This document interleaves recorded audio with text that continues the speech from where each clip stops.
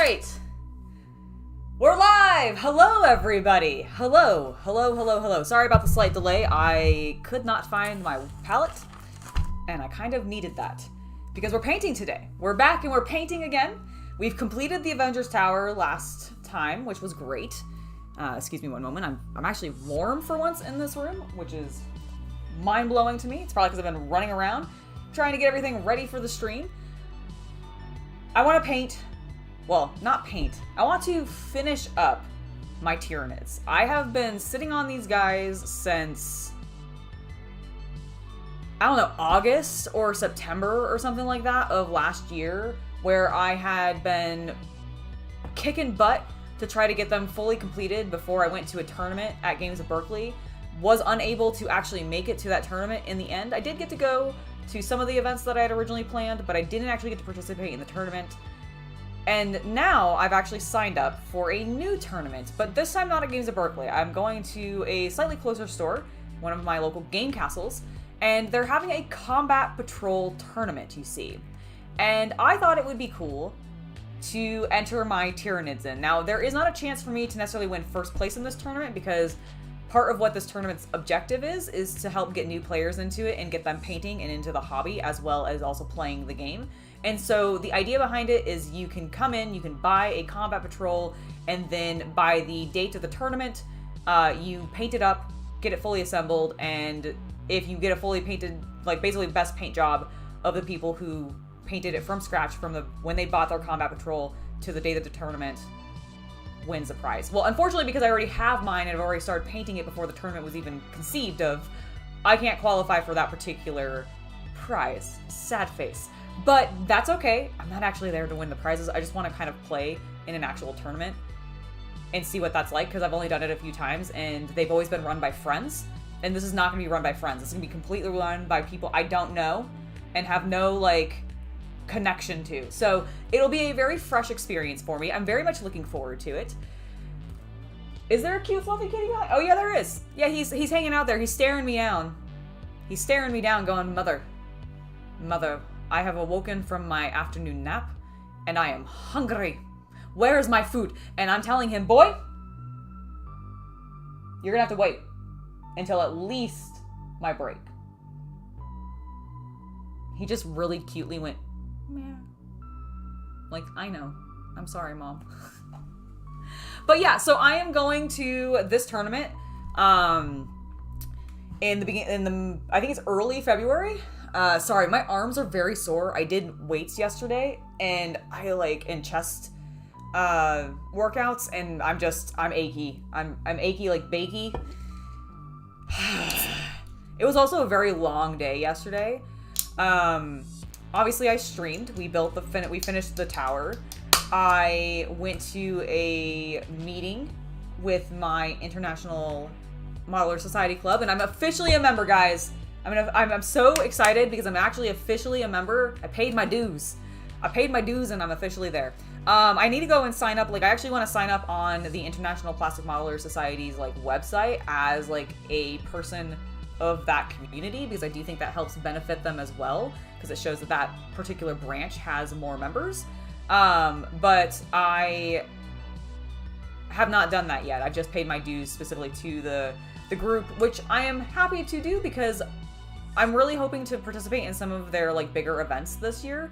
They actually have some coming up relatively quickly, so I don't know if I'm going to be doing the On the Beach event that they have coming, because I don't know if I can. I don't know if I'm ready to do water effects, and I feel like if you're doing an On the Beach thing, you should probably do something with water because there's a beach.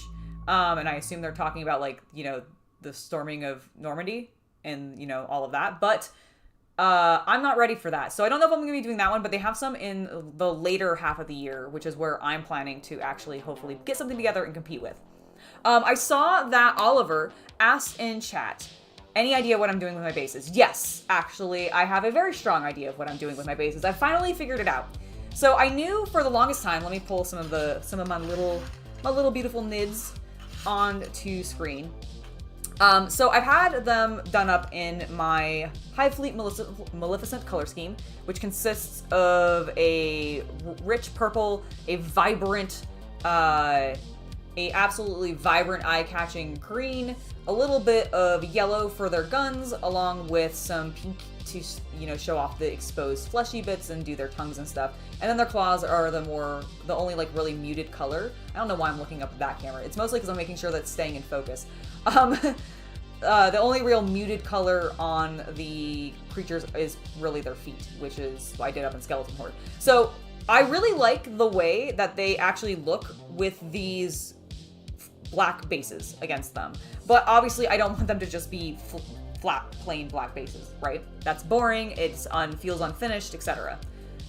Hello, Gavin, and everybody else who's in chat, by the way. No, don't worry about butchering your spelling. I absolutely suck at spelling, and I had to delete a post earlier today from my stories because I misspelled something, and I was like, oh my god, Angela, how did you not catch that it auto-corrected you misspelling available to all able? I missed that, and I had to delete something. Anyways, the point is what I'm doing for the bases. I'm getting slightly sidetracked. I'm very tired, so if I do get a little sidetracked or end up being absent-minded a little bit today, don't mind me. It's just my tiredness.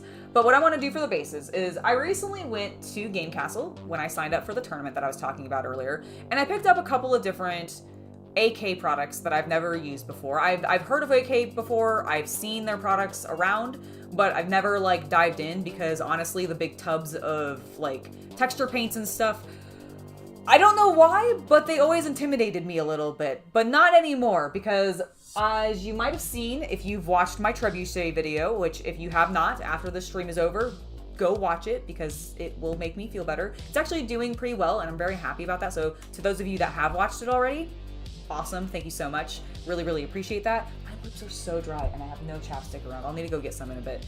But I picked up some... Oh my god, yes you are. Yes you are. I see you guys. Do you see them back there? You're behind chat, but look, there he is. Oh, are you giving that boy love? Can you do me a favor? Yeah. Can you run to where my makeup is and there are some chapsticks in there? Can you give me the one with the white cap? You heard her go. No. Go get it, boy. Go. I don't think he's going to. I think he's just telling me he wants food.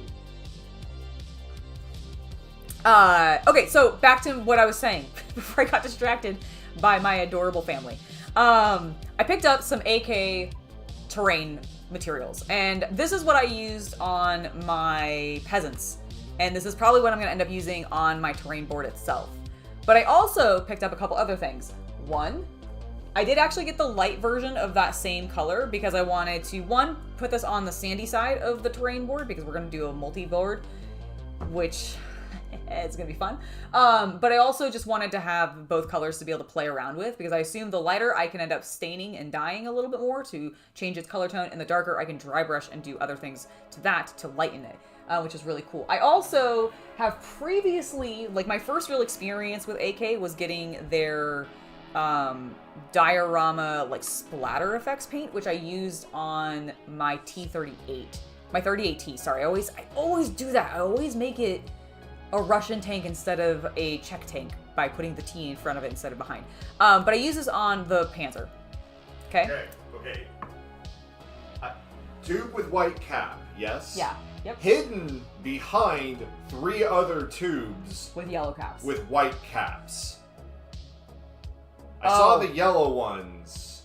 What other things were white caps? Makeup. Oh, just other makeup? Okay, yes. Sorry. My bad. I'm glad you understood the ballistics, though. Thank you! That is so much better. Oh my gosh. Such relief. Okay.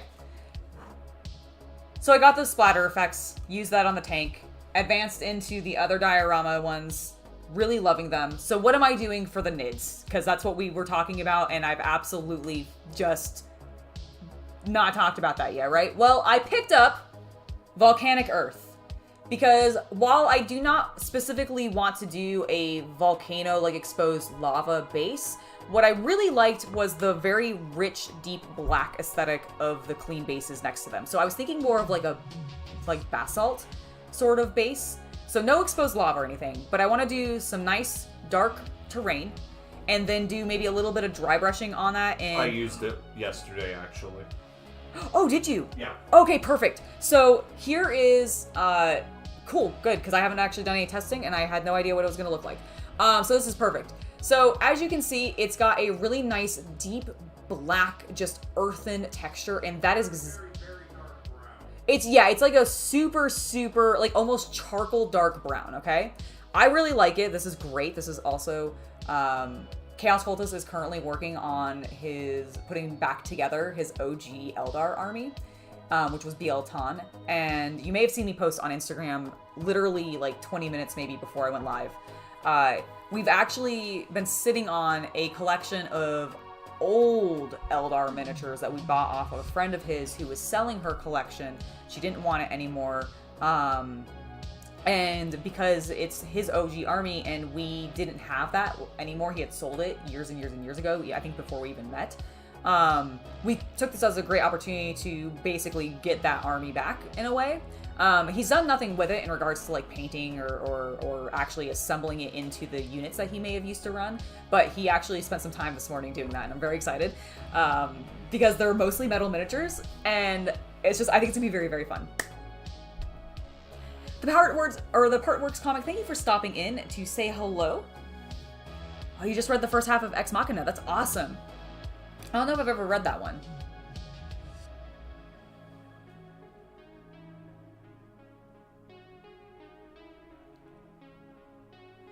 Josh has a hobby. You're asking, what's the biggest imitation point? The possibility of failure or the feeling of wasted supplies, money? I think for me, it is more so the waste of the money or supplies. I'm not so much like, I used to be, when I was younger, a bit more afraid to fail. But as I've gotten older, I've really just looked at failures as opportunities to learn, rather than being this end-all be-all detrimental thing that happens that is just, you know, shameful. Because I feel like failure is often viewed as being shameful, and it shouldn't be. Failure is a part of life, and it's how we learn new things and are able to better ourselves going forward. So I try not to let failure ever really bring me down. Like, obviously I will be upset at maybe something not having gone the way that I want it to, but I try not to let failure be a actual stigma for me because I don't want that demotivation, you know?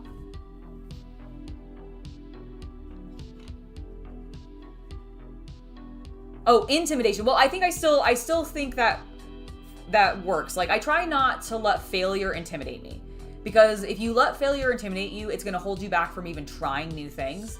And especially this year for me, I really want to dive in and just like break out of my comfort zones. It's why I worked on the trebuchet and tried to do that first thing in the year, because I was like, you know what? I've never done this. I'm a little scared of it, but I'm not going to let that hold me back. And so it's something that I'm trying to instill just out there into the world, that like failure should not be a negative thing specifically. Like, you can, as long as you are using it as learning opportunities, I think there is benefit to having failed something. You just can't let it completely shut you down. That's really the big thing to take away from it.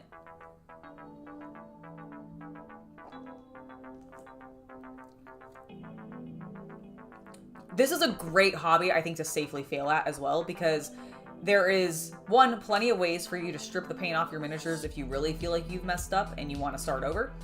You can also switch armies and just find a completely different creative flow, which is really cool. You can also, you know, take a break from the hobby side, purely just play the game and like enjoy that element of it as well. Or you can go extreme into the hobby side, and instead of playing with them as miniatures in a game, you can turn them into dioramas and doing all this other cool art stuff with it. So there's tons and tons and tons of cool things to do with miniatures, and I think it's a great like hobby to just dive into, make mistakes, but have fun doing it, because honestly, creative things should, I think, generally be fun. Like, that's just my opinion.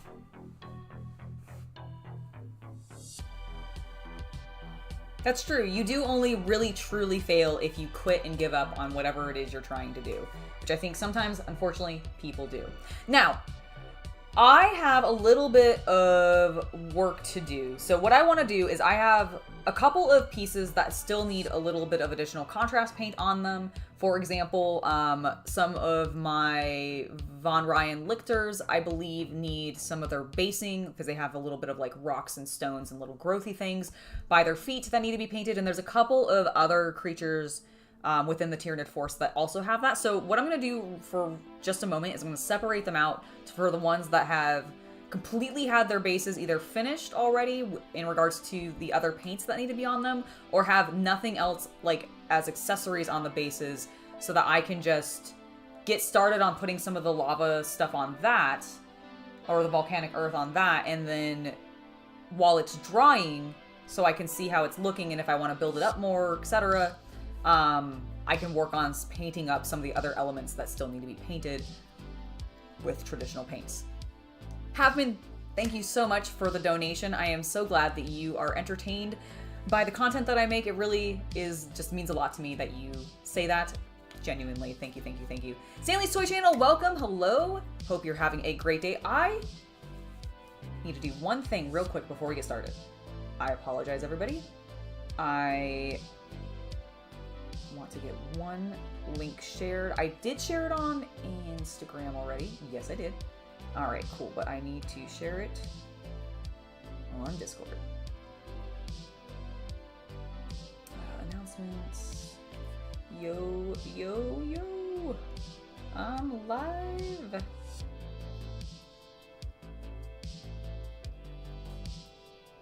Finishing. Well, let's not say finishing, because I don't know if I'll finish them today, but working on the NIDS.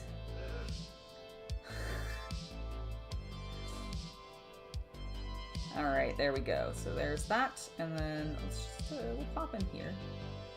We'll do a little promotion. Sure, yes. There's been plenty since then. Let's see. I'm live painting miniatures if you want to hang out and chat. Bam! Paste. Go. Yeah. Alright. Dun, dun, dun, dun, dun, dun. We got it out. Okay. Separating the miniatures. So you have things that need painted. You have things to be painted. You have a thing to be painted. You're done. Paint. Done. Paint. Done. Paint. It's almost like half of them are painted and half of them aren't. No, there's definitely more of them that need paint still. Never mind. Ignore everything I just said. You are done. You are not. You're not. Wow, there's a lot of them with little rocks. There's so many tactical rocks everybody gets to stand on. It's so nice for them all. Alright, you have your hooves that need to be painted still. I completely forgot that, didn't I?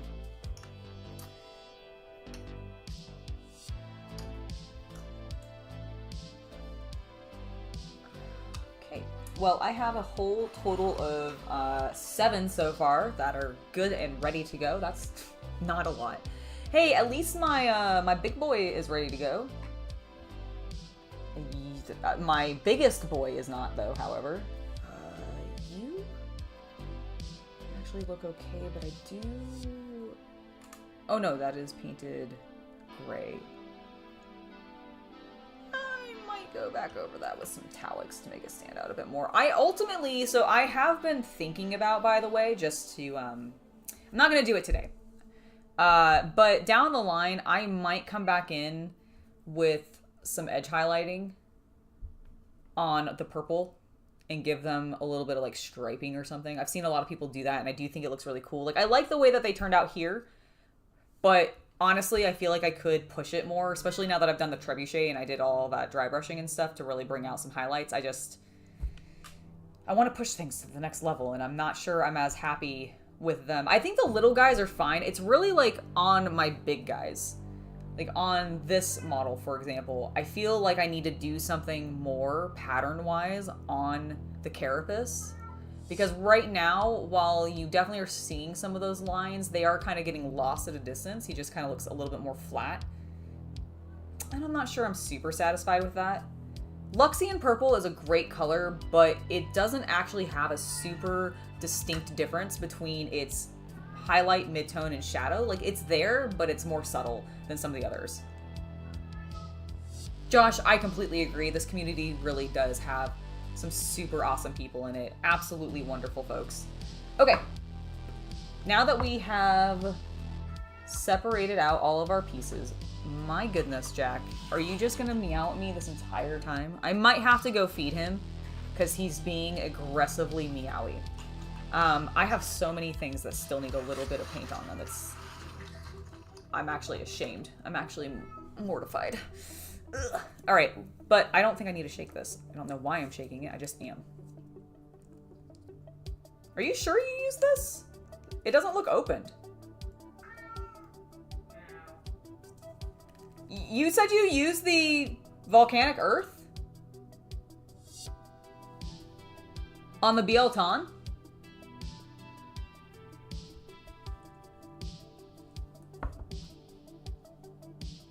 Oh, no, this is, sorry. What he was showing me, this is the other effects. This is the dark earth. I was wondering, I was like, what? No, he used dark earth on this. That's why it's that dark brown color tone.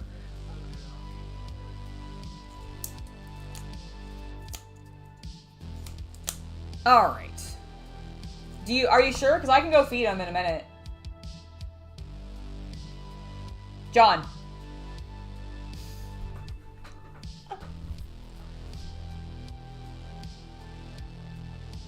I try to always have fun with a hobby. Oh, you're painting a knight right now in green, red, and gold? I like it. Festivus. What a great name. That sounds amazing. Are you gonna do, are you gonna go a little bit more into the Festivus theming and actually do, like, winter aesthetic designs onto it? Like, for example, like holly or something like that? Or, like, are you gonna go extreme into Christmas? Or are you going to just... That's not what Festivus is, man. What? That's not what Festivus is. Well, I've not... Sorry, I've never watched... It's Frasier? Seinfeld, sorry. I don't know why I said Frasier. I knew that was immediately wrong as soon as I said it. I've never watched Seinfeld, so I've never, like, seen... It's a nihilist holiday. Oh, is it? I hadn't realized. Repeat it for that. It's a nihilist holiday, apparently. I had not realized that it was a nihilist holiday. I thought it was a little bit more of just, like, a weird family tradition thing that they turned into a thing in Seinfeld. I didn't actually know, like, the full gist of what Festivus is. That is great. So in that case, then... would, like... Festivus is for the rest of us. It was a holiday invented by George Costanza's father, who's a very New York 90s Jew. Oh, okay. And it is celebrated with the airing of grievances at the table and then with feats of strength. Possibly related to one another. Okay. Who's to say? Okay. And so is red, green, and gold still an appropriate color for Festivus then? You know, as long as it doesn't get in the way of the airing of the grievances, the pole can be whatever color you want it You to know be. what? Cool. And Chris is saying that he's going full on Christmas with the grudges as papers hanging off the Knights and Titans. That's great. I love that. That is awesome. That is awesome. I'm gonna feed them real quick if you don't want to do it. Okay, I'll be right back, you guys. I'm gonna go ahead and feed my cats really fast, just to get them settled so that Jack will stop meowing. He'll probably come back and still meow at me, but at least it'll be a little less intense, and then we'll get to actually putting some of this texture paint onto these bases. I do apologize about the slight delay. I'm just gonna leave this open. I'm not gonna even bother going to the be right back, but it'll take me like 10-ish minutes or so. I'll swing back by. I'll like keep checking in on him. Okay? I'll be right back, guys. All right, let's go. Let's get you some food.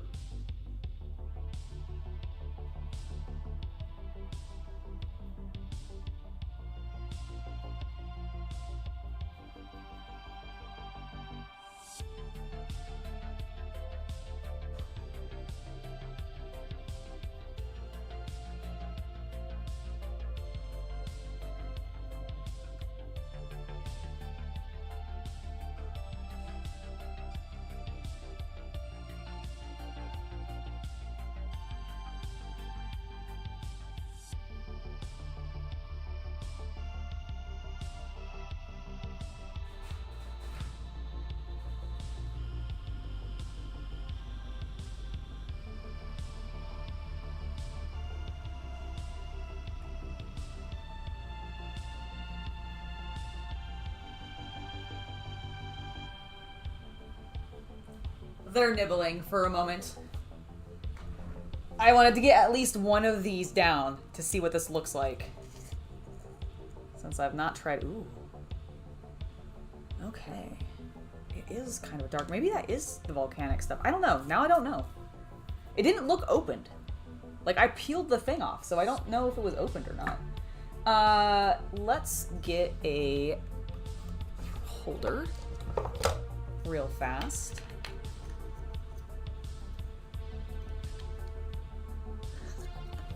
No, it's definitely not for the footage from a horror movie. It's just my desk. It's my desk. You're looking straight down at it. I do not have enough putty on that, so let's just switch it on top of the existing. Okay. Now the nice thing that I like about the AK stuff is I found that you can actually just use a brush with it.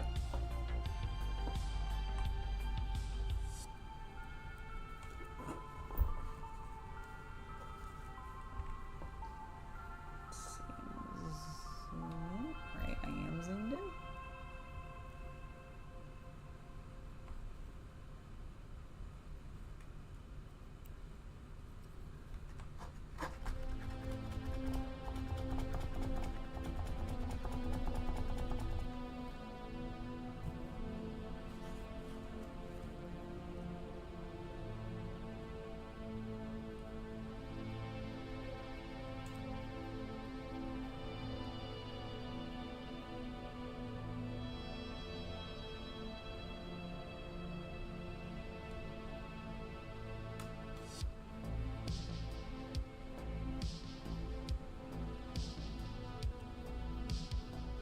Yeah, this is looking pretty cool so far. I agree. I've used a couple of GW texture paints with brushes before, and one of the reasons I actually even bought their texture paint tool was because I just felt like it was so rough on them. You know, it solidified in it more like how acrylic paints do rather than like what this seems to be doing, which is washable out.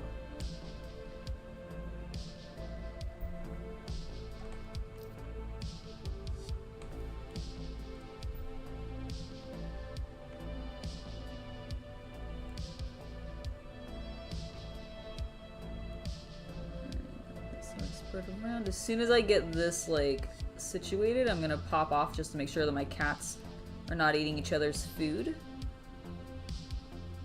The boy has a specific diet, so he can't eat his sister's food, and he really, really, really wants to though.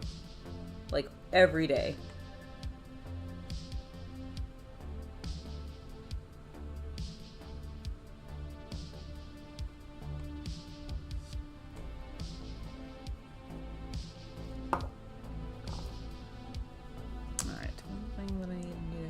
In between, so I'm going to switch to a slightly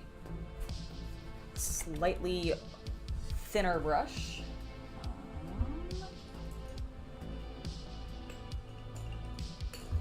Preferably not like one of the super nice ones. Yeah, this will do. This will do. All right.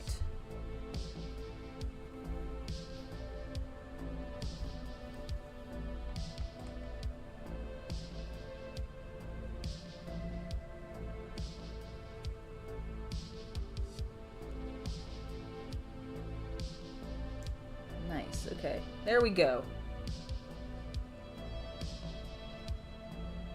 Like this, I'm just gonna smooth the edge, which is working way better than I anticipated, actually. I normally do this with my finger, but this is so much cleaner. Alright, cool. I will be back. I'm gonna check on the kitties.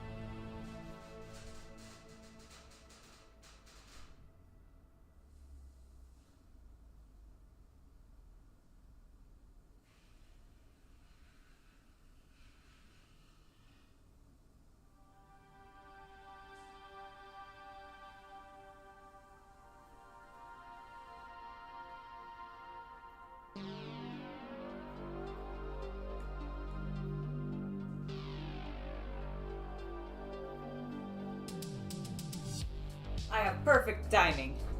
They had just finished up, like, as I was walking out there. So, great. Great, great, great.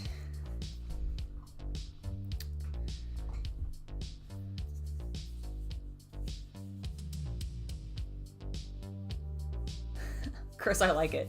That's great.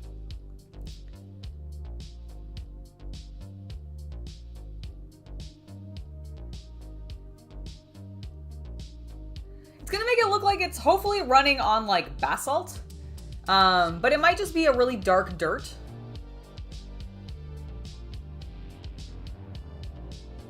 It depends on how I end up dry brushing it, because I do plan on doing some texture work on it to give it a little bit of a highlight. But so far, I'm really liking the way that looks. Let's get a few more caps out so we can get them some more prepped.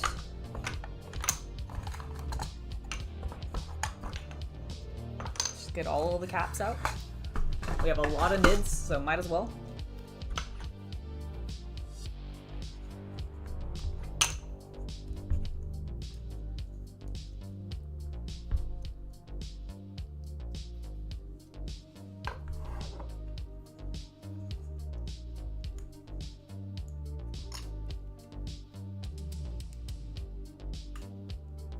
Something wrong with typing? No worries. No worries.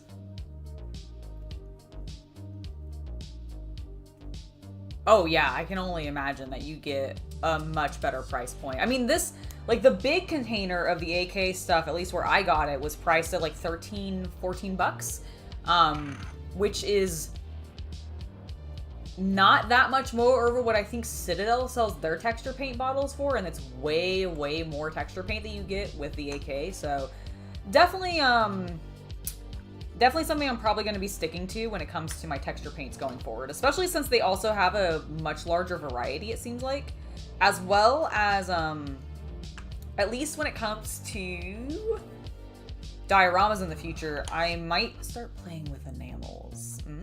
Because I've been seeing that there's some nice AK enamels that can like go over top these and blend and do some fun, interesting things to create some like very natural looking dirt. So we'll see what happens.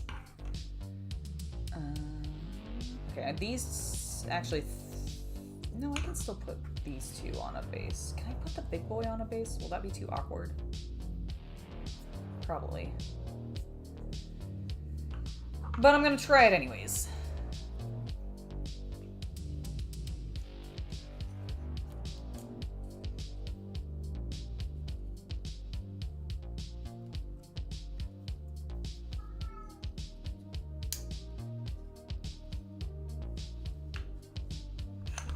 Alright, got a few spares for when we start doing some just normal painting, but for right now, let's continue on with our texture paints.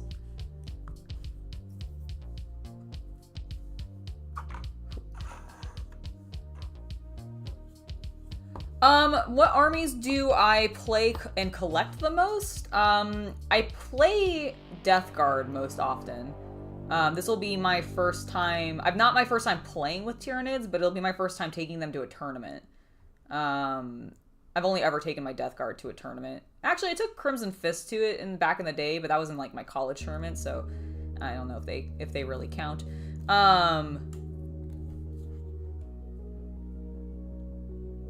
As far as collect, I mean, I collect pretty much most armies, if I'm honest. I was talking about this with some folks yesterday, and I found out that I think it's an easier list to tell you what I don't have, like what I've not collected.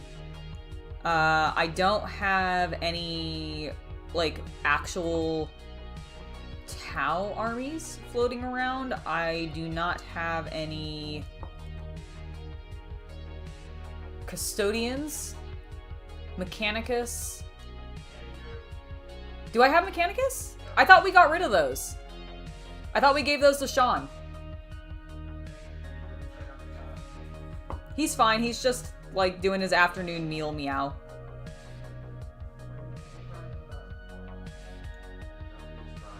Again, they're just having their post I ate, like, meows. My cats are, both of them, get very meowy after they've eaten. And I'm not 100% sure why. I think they're just being grateful for their food. And or they suddenly have energy and they're like, we're wild. Meow, meow, meow, meow, meow. But they do. They just go, they go nuts.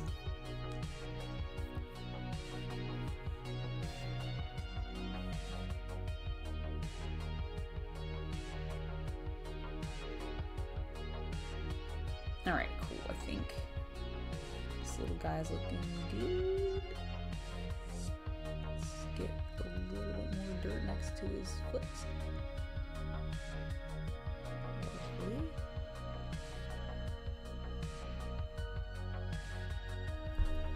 Yeah. Alright. Next. Where's my drawing one? Over there. Okay, the drawing sets are just gonna go in the back. Away from me so that I don't bump into them or knock them over. Oh no, see, I don't have a custodians. That's what I'm saying, is like, these are the ones I don't have. So I don't really have custodians. I may or may not have Mechanicus. I thought I sold it, but Chaos Cultist thinks that we might have, or gave it away, but Chaos Cultist thinks we might have kept it, so I'm not 100% sure now, but I might have, I don't think I do, though. I don't have Tau, so no custodians, no Tau.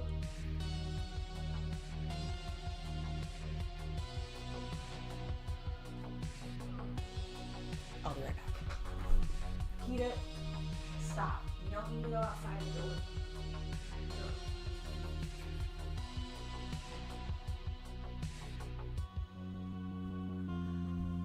They really want to go outside. Like, it's been this weird obsession recently that when they are meowing, they just meow at the front door incessantly. And then don't even half the time want to actually go out when I open the door for them. Because it's an enclosed space, so they're not even, like, going out into the wild. They're just literally going into a hallway. But, it's so weird. I just don't get it. I'm like, what are you smelling or, like, feeling out there, sensing out there that you think you need?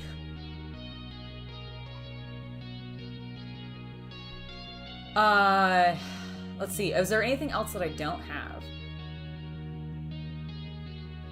I mean, there's plenty of, like, I guess, Space Marine chapters that I have not painted them up as, but I have plenty of Space Marines. But yeah, like, I have Orc, I have Eldar, I have Dark Eldar, I have Votann, I have Tyranids, I have Death Guard. I don't have Thousand Sons or Emperor's Children. If we're talking about, like, Chaos Marines, I do have Black Legion, though. I have Chaos Demons. I have just normal Space Marines. I have Imperial Guard. I have Sisters of Battle. I have too many, is really what I'm getting at. That's why I said it was a smaller list of which ones I don't have.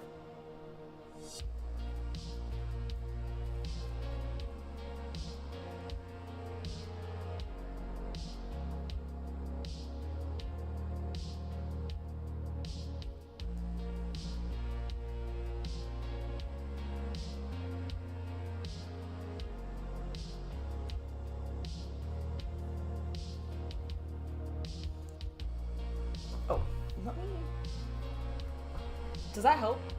Probably a little bit.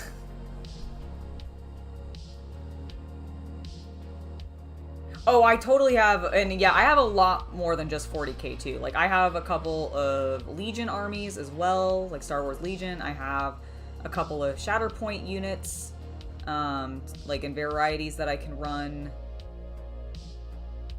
I have a Firestarter set. I have, I just bought my Flames of War set, which I'm really excited to give a try. I was working a little bit while I was at my meeting yesterday on building some of those, but ended up putting it away once the actual meeting got started. I got there a little bit early, so I was like, I'll use this time to clip things. And then it took me like 20 minutes to find this one piece that I needed because it was not the shape I expected it to be on the sprue. So I was sitting there like staring at it multiple times and not realizing it was the piece I actually needed. Jack!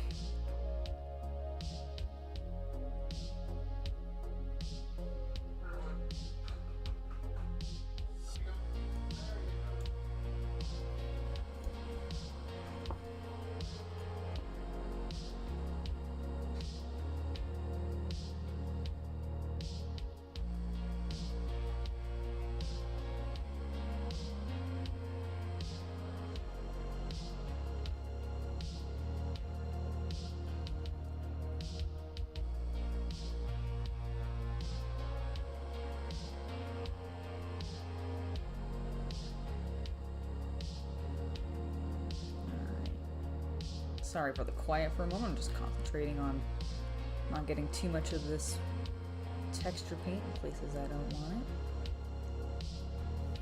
I'll switch over to my smaller brush now.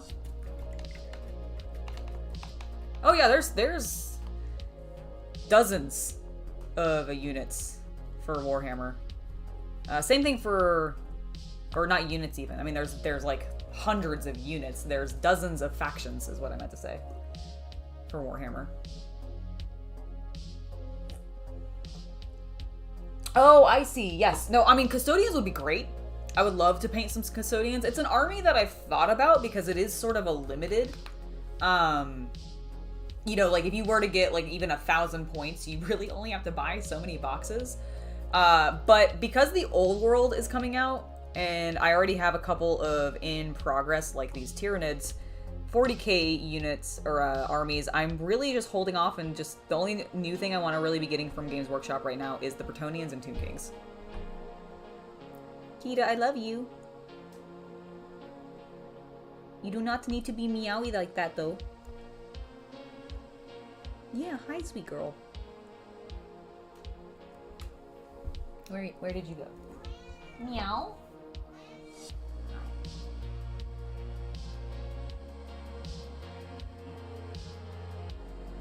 She's purring quite loudly. Good evening, Mercarion. Yes, I am in fact painting some scary space monsters. Really, we're basing our scary space monsters. They're pretty much painted all the way already. There's just some like minor details on a few of them. I forgot a couple hooves on a few of them, but it's mostly just basing material and texture work.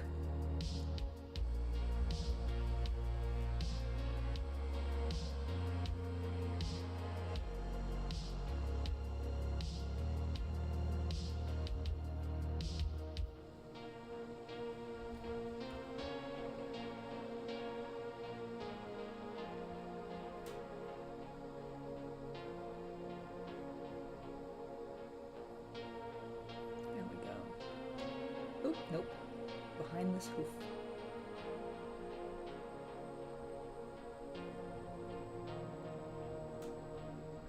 There, now we're looking good. I'm going a little bit smoother on this guy's base because I want to see what the difference is in regards to textures I get and what I can do with those textures as dry brushes.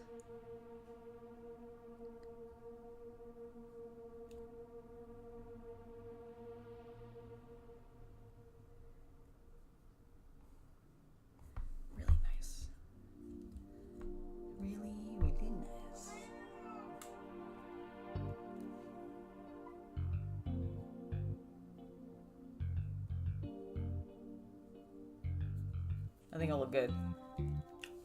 I don't know what I want to do for tufting. I do want to do some, but I want to be a little sparse since I want this to look sort of basalt-esque. Or at least that's my hope of how it dries. Good evening, Mr. Mumbles. Welcome to the stream.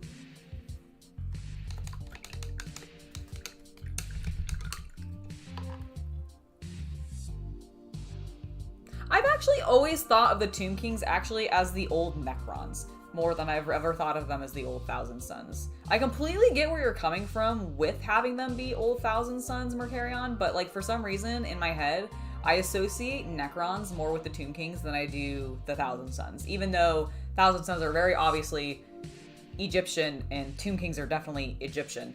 I don't know, Tomb Kings to me run more like the Necrons, you know? Oh, Mr. Mumbles, thank you so much for the gifted sub. Thank you, thank you, thank you.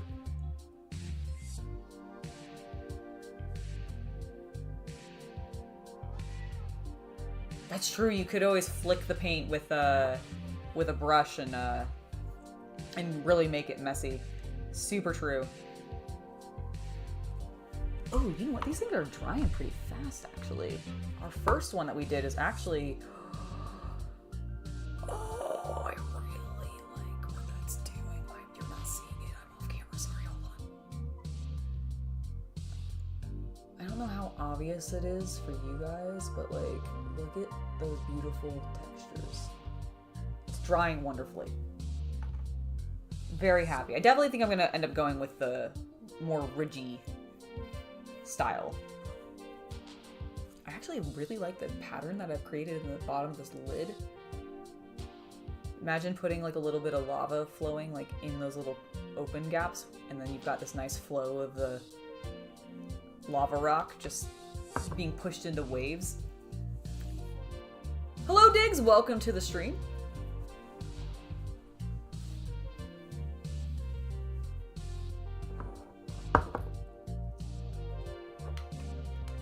Alright, I want to do a thicker run on this guy. We did the thinner one on our Barb Boy.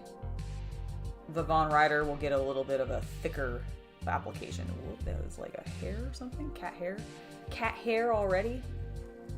Mixed in with my textures. It's almost like I have pets. Good evening, Alf! Welcome, welcome. Of the Tyranids, they're really fun. I definitely would recommend them in regards to especially just wanting to paint something unique and alien. Definitely great stuff. Alright, let's go ahead and start spreading all this texture paint around that I've put on here.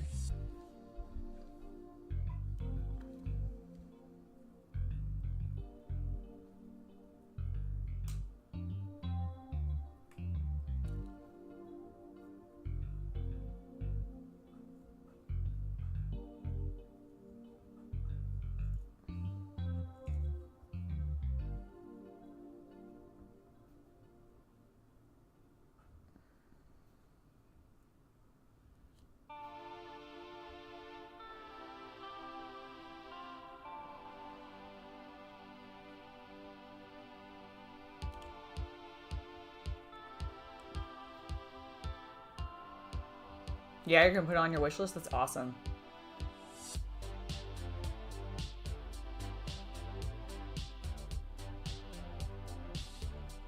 I find NIDs really fun to experiment with colors on. I got the, I have the Space Hulk 3rd edition, I believe, set. And because that came with a variety of fun, unique Tyranids in it, early on the channel, I went ahead and painted 3 of them in completely different color schemes, each of them. And it was such a blast to do. Because their carapaces really do allow you, much like the Space Marines, to sort of play with... Oh, fuck! That was almost a disaster. It started to pop off the base as I was trying to press paint back onto it.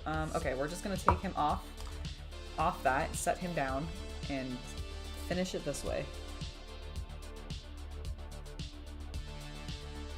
That was terrifying.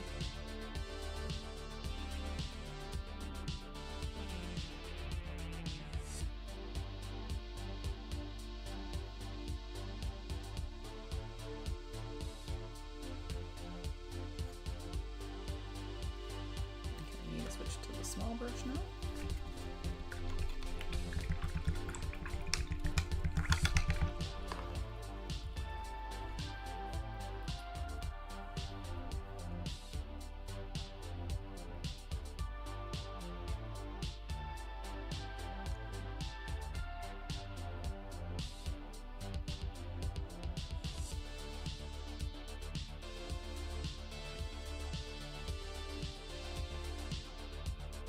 Do a little bit of detail work and press this texture stuff to all of the edges.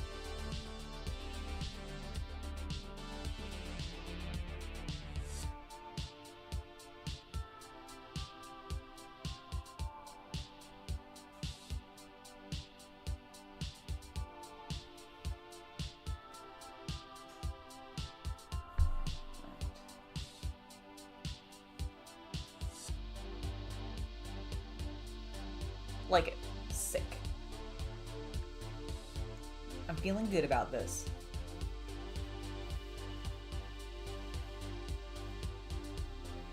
Oh no, I hope it doesn't freeze for you too so you can use your barn. You make yours pink and yellow for Barbie colors, that sounds awesome. That would be so cool. I've seen some really vivid, I mean, mine are pretty vivid with the very like bright purple and green, but I have seen some intensely vivid Tyranids done, and I always love seeing that. It looks great.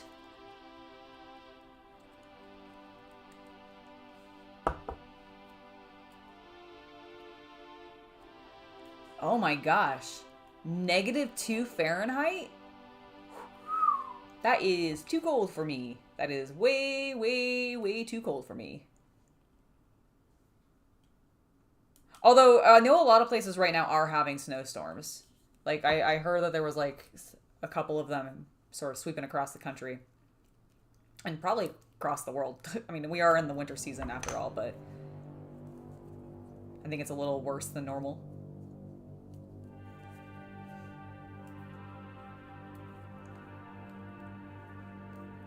Alright. Get that putty fixed. Get this little guy on a base. I don't know why he wasn't on one. I apparently did not paint that side of his arm. That's great. I'm gonna paint the big boy's face now. Do I want to put a rock or something on there? Let me look real fast at some of my basing materials, because I may want to put something on here. Where are my basing materials? Where did I... Oh, there... Some of them are. Some here. Some stones. Nope. Although there are some fun things in this little drawer that I pulled out. I thought I had them in here. Ah, I think it's this one. Oh god.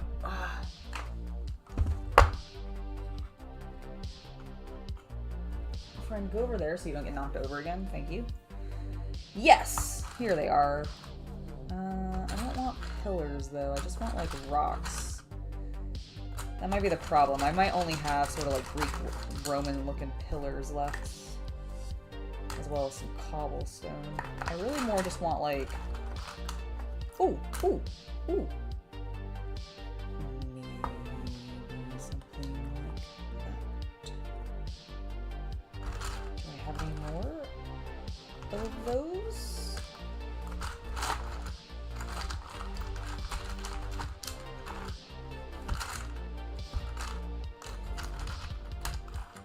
Aha!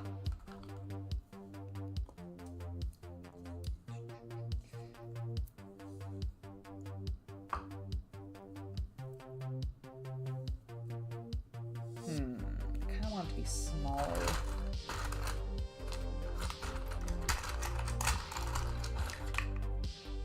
That's definitely just a helmet. Ooh, this one might work.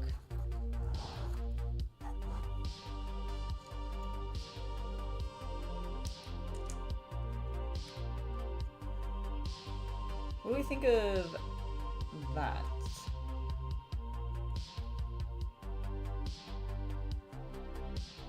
Hold on, let me get some tweezers because I want to adjust some stuff slightly.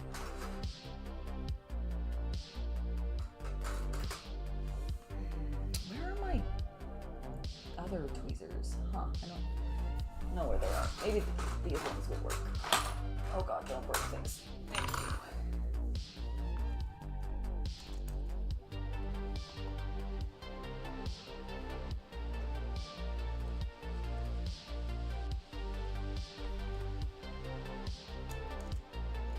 Okay, this is still too big of a rock. Maybe I can stop knocking things over is one of the things that I need to do. You approve of the tactical rocks? I mean, most of these guys have so many of them, but I feel like I need more. I'm gonna see if I can snap this. I did! Yes. Perfect. Now, if I put that just like facing in,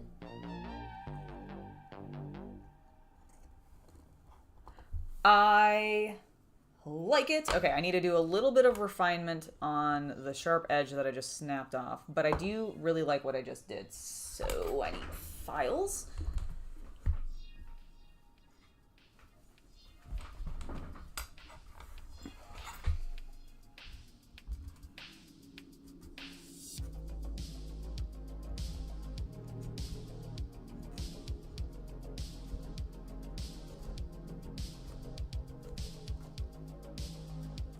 Trying to get the break that I did to blend a little bit.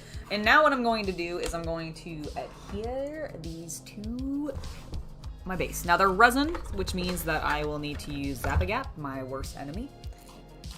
And we won't be able to base this stuff real quick because we kind of need these to dry. Ooh, I should. Something that I would suggest, and I am horrible about remembering to actually do this myself, so fun reminder to all of us. I'm also going to close this so that it doesn't dry out and harden on me when I don't want it to. You should always file the bottoms of your resin pieces because this smooth finish that you see here, that's blurry, hold on, like that super shiny, sleek surface, real hard for the glue to stick to. So I recommend taking a file or sandpaper or something to basically grind off that edge and give it some grip and texture for the glue to actually stick to.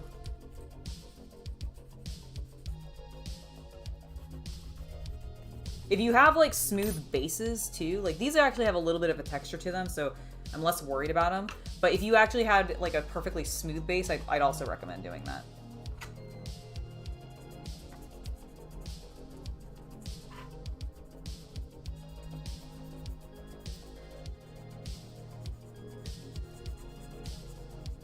Yeah, fingernail files do work wonders, absolutely.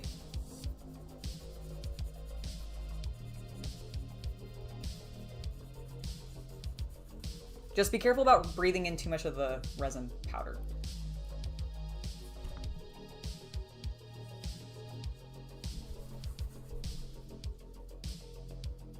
You can always do a little bit of wet sanding if you are worried about it.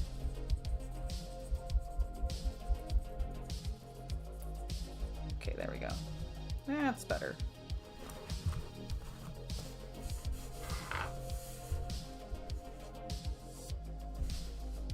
And let's do the other piece now. And this time we'll start with some wet sanding so we don't create as much powder residue. Nice! That is great. Yeah, you want to do that for all of your like either resin or metal miniatures. I mean, even your plastic ones, I really do recommend sanding to help wherever your connection points are going to be, because it will make it easier for the glue to stick. It gives it something. Basically, you're creating enough texture and unevenness for the glue to settle in between and give it something to actually adhere to a bit more, whereas that really sleek surface is so tough for the very, fluid material. It just sort of slides off of it. It's not really great. All right, there we go. I think we're feeling good. Diggs, welcome back. William Walters, welcome, welcome. Thank you, Diggs. I really like it too. All right, now we can actually glue things on. Let's go ahead and get a little bit of CA glue on this rock. I'm not going to use my accelerant that I learned to love so much because I don't want to go upstairs and deal with it because it's a super stinky product. And I will not use it inside.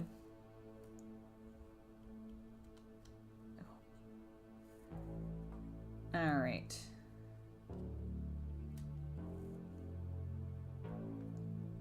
There's that. Let's get a little bit on the bottom here. Get our tweezers.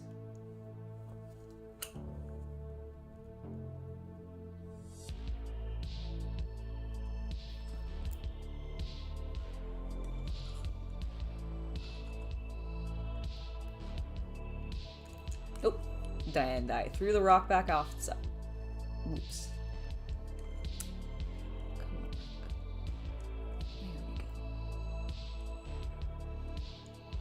Okay.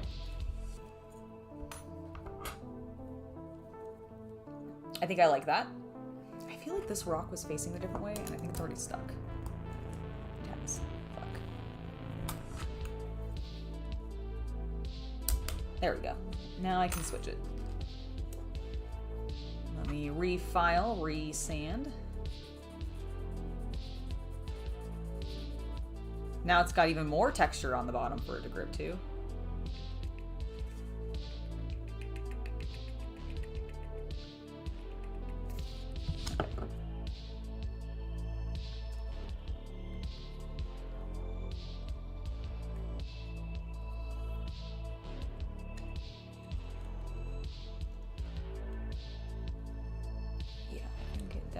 I would definitely want it going outward.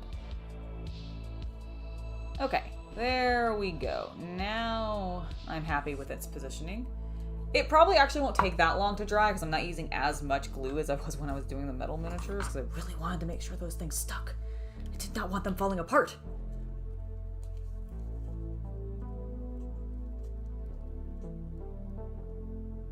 You think it's a bit early to add AK texture paint? Why? They're mostly done.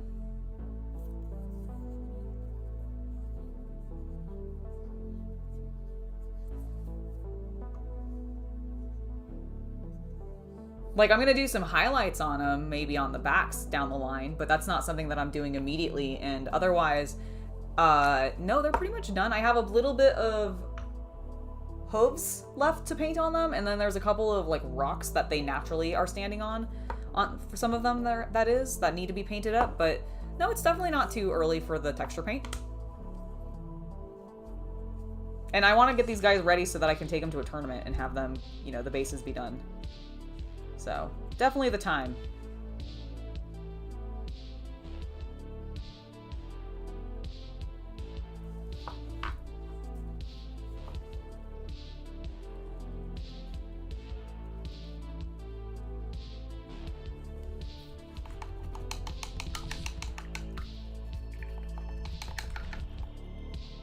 It probably would be a good lure color, you're right, Diggs.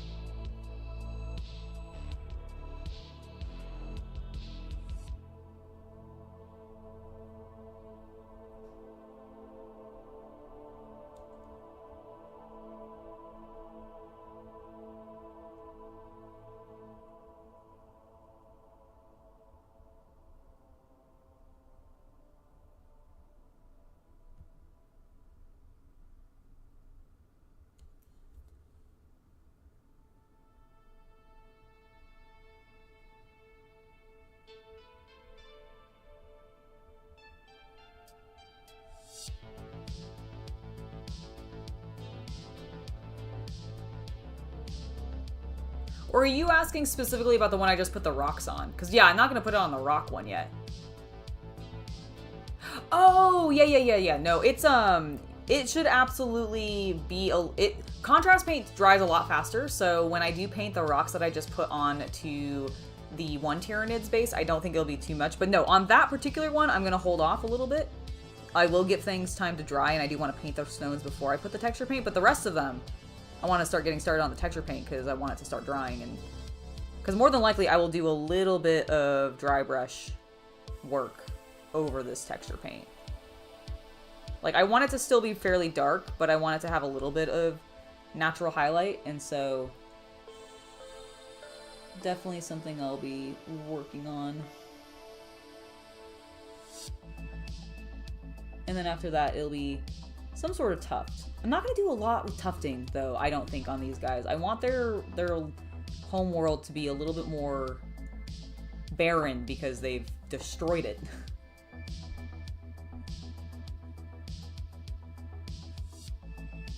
Or I guess the world that they're currently on. It wouldn't be really their home world. I don't know really Tyranids have home worlds as much as they just have fleets.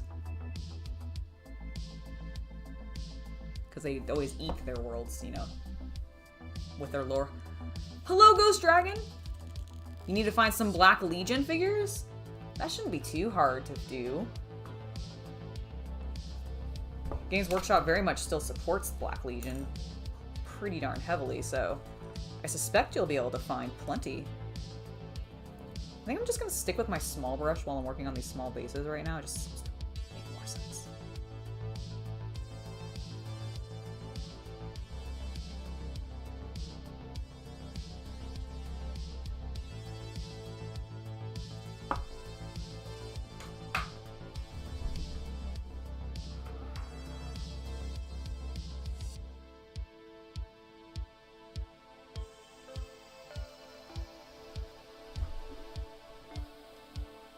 Oh, I just remembered.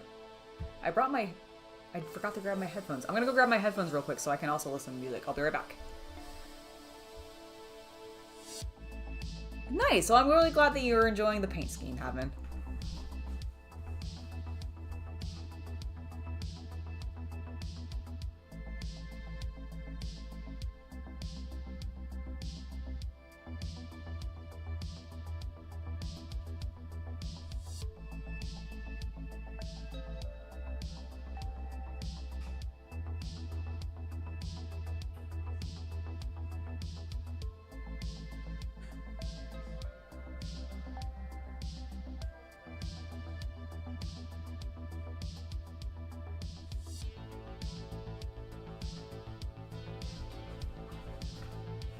Alright, I am back. I have headphones. I can now put some music on. Oh god, sorry, I just bumped you. Excuse me. My goodness. Alright, let's get some beats. You guys have beats, but I don't.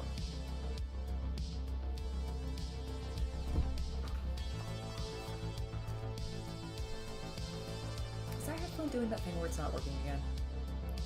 I have one side of my AirPods. I think I like dropped. And now it just doesn't want to.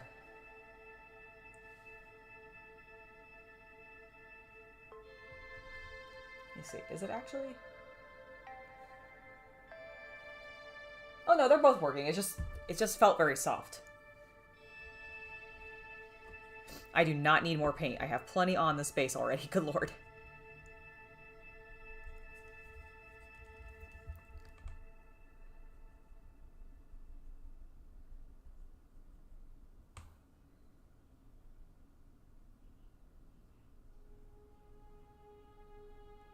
There we go. Yes, yes, yes, yes.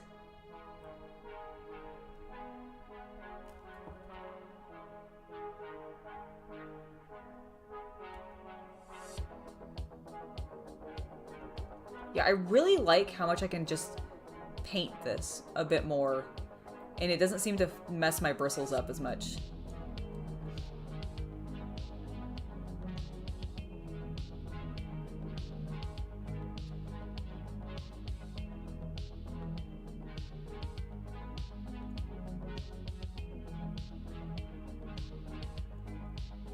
I think I may have put slightly too much paint on this.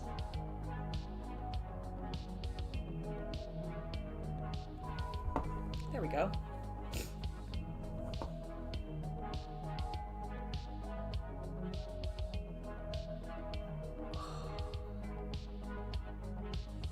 It is really nice when it just kind of satisfyingly goes together.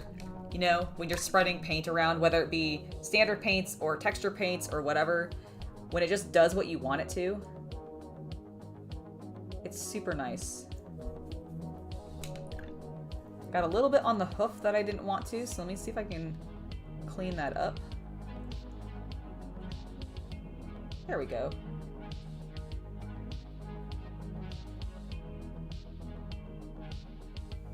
Okay. I think that looks good. Set them off to dry. Oh my god, all my metal tools. So I really like my red grass gaming handle that I use for painting, because the caps are removable and they spin, so it really gives you just something nice to work with. However, and this is a nice element to it, but I find it slightly annoying when I forget that I have metal tools sitting on my desk. It's got a magnet down here in the bottom, so that when if you have it on a magnetic surface, it doesn't fall over, which is great for if you're like painting stuff and you're setting off to the side and you've got something magnetic and you're like, I really don't want this thing to accidentally fall and break, right? However,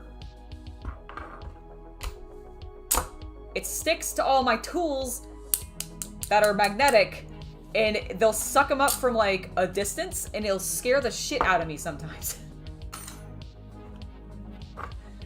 And I forget that they're in the way, so I gotta move them all.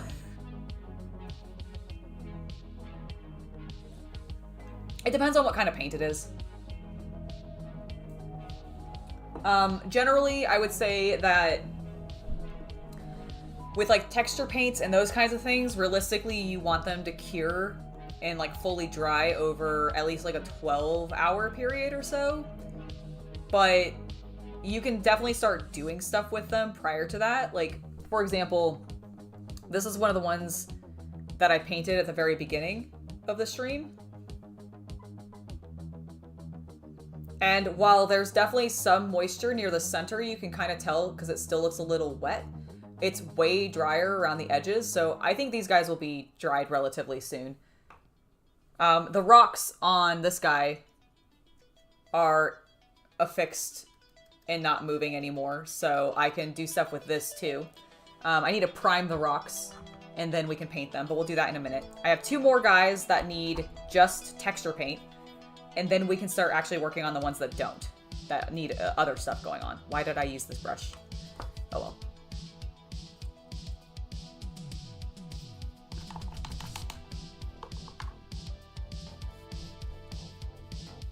Alright, this is the brush I wanted.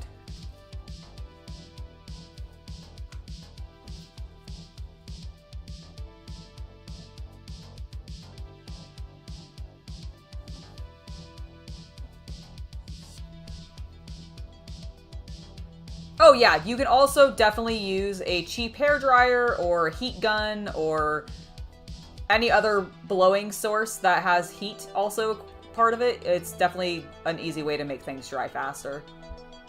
The only thing that I would say that I would really genuinely let cure fully is like if you're using putties. I would, especially if you're using them to hold something together. I generally try to let those actually set for their full recommended like amount of time just for security reasons. But otherwise, yeah, I kind of just, I will start working on things before they're necessarily ready as soon as they start to feel dry. Can be problematic though, because if you accidentally press on like, you know, let's say I was to start trying to dry brush some of these ones that look dry, but maybe might have some dampness still on the bigger clump areas. What I've literally had happen is I'll be dry brushing and then I'll cave in one of my nice little mounds that I've made it in the dirt because the center of that mound had not actually finished drying, but the surface level had. And so it made me think that it was ready to go, which is why I try to give it at least some time to fully set and cure. Or just, I guess, dry in this case. Not sure there's really anything to cure specifically in this texture paint, but the putties are curing.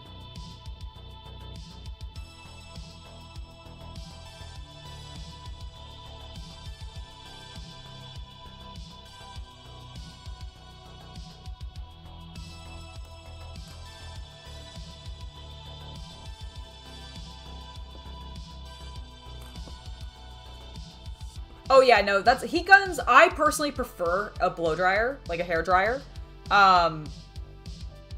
because I think it doesn't get as hot. Heat guns are great, but they have the problem of if you accidentally go too hot with it, you can melt your project, or you can, you know, burn it, or just burn yourself. So I tend to go with a blow dryer. You can still burn yourself, by the way, with that if you have the heat on high in the blow dryer, because it can get quite warm. And good lord, don't have any metal on your fingers or something, because you will heat those up and like burn yourself. I've done that when blow drying my hair. My necklace will sometimes heat up. It's very silly.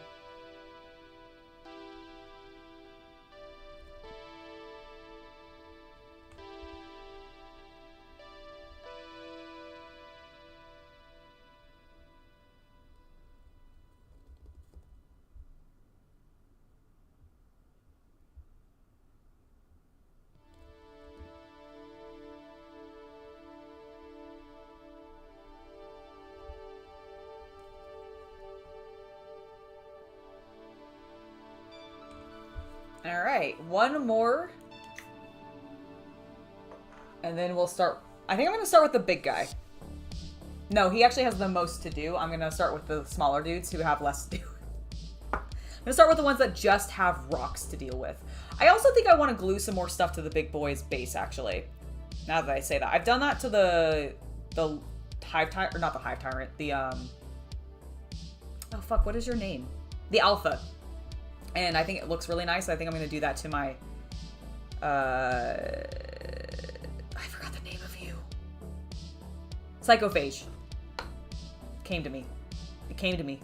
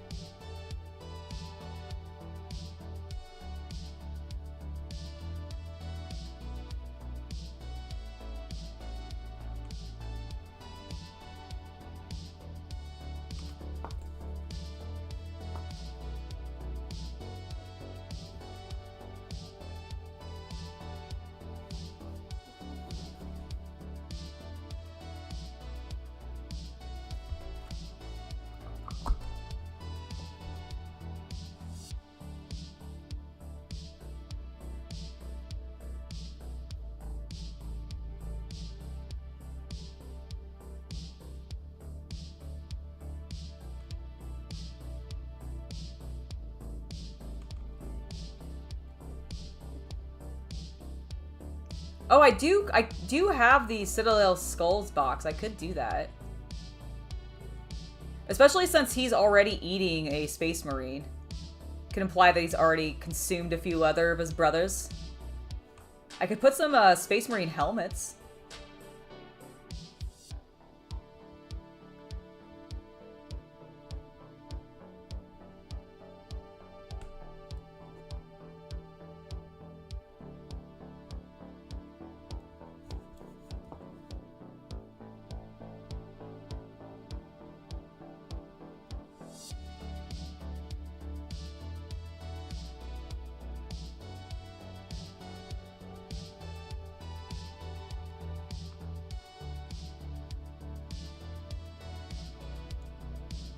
Hi, Spot CB.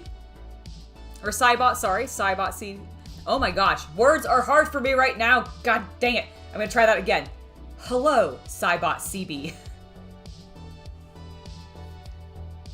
I am using...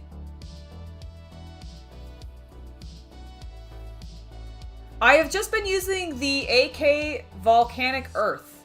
It's really, really nice. I have just started experimenting with AK's products a little bit because I've not really done... They always have diorama on their names, and so I kind of felt like they were a little bit more advanced for what I should or wanted to be using on my bases for my wargaming miniatures. But honestly, it was a silly thing to be intimidated by that word, diorama, because these work great. And I've really been enjoying them. I've only used a couple so far, but both have been just swell.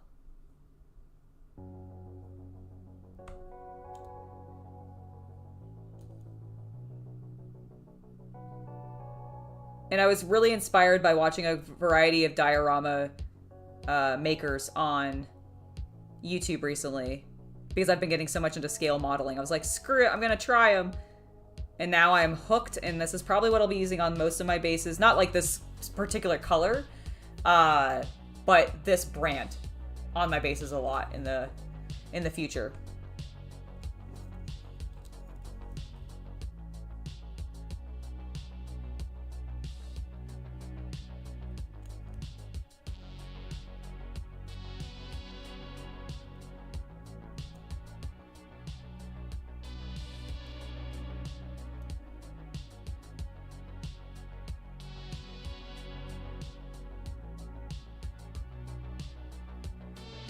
It'd probably actually be really cool if you combined this stuff with what you're doing on your bases. Oh, you mean the paint, like this thing? You're talking about my my paint handle, like my painting handle? Yeah, I love this thing. Redgrass Games, completely love it. They pop off.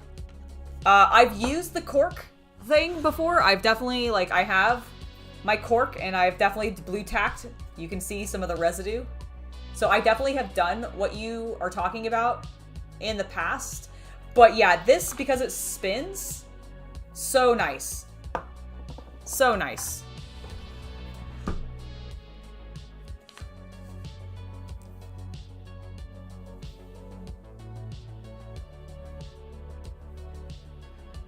I tried doing the prescription bottle thing, but a lot of the like prescription bottles that I had were larger than was comfortable for my hand. I have small hands, so this is a really nice grip for me.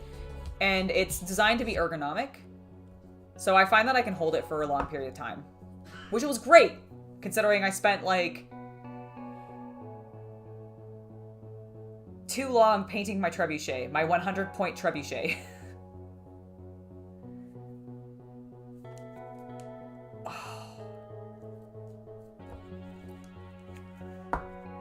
All right. Okay. Bases are looking good. They're starting to dry. I can see them. I'm pleased with how they're looking. I now want to find all of the ones that just have basically rocks. You just have a little bit of rock. You do.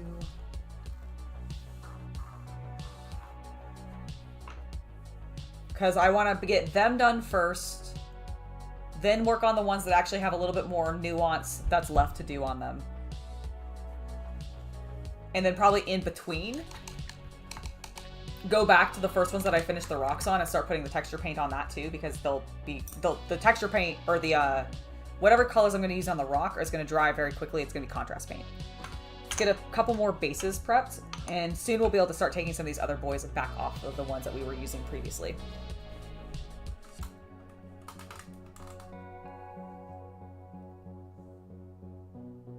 Oh, thank you! I'm really happy with how the trebuchet turned out.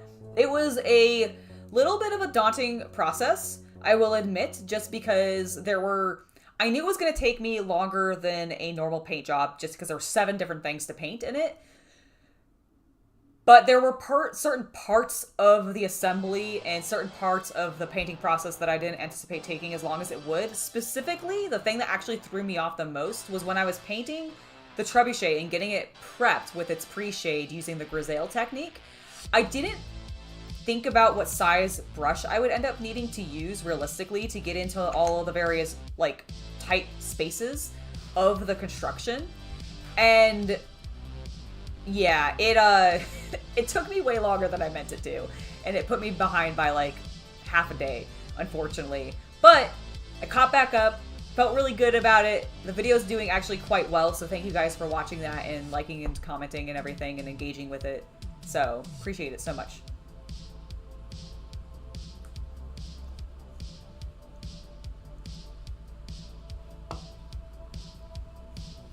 Putting beads or washers in, you're talking about putting them in, like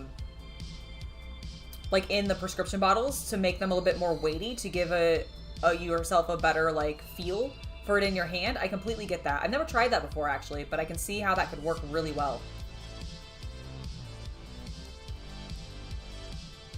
That's great. I love that we share so much with each other about our processes and like help each other find new ways to do things. It's great. It genuinely makes me very happy. I need a bit more putty, y'all.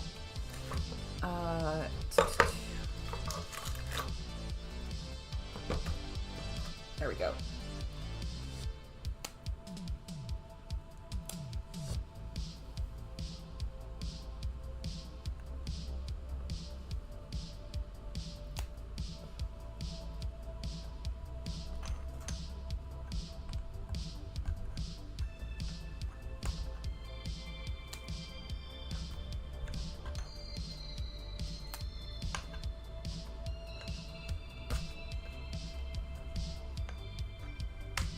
Okay.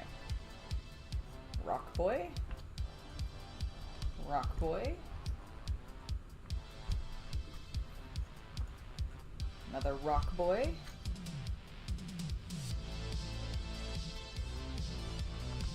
Okay, we'll sort of do this in a 5-man process, I think.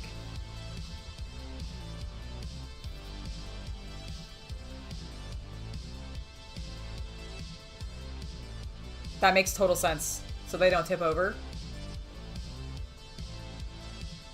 Ooh, Shadows over Camelot, nice.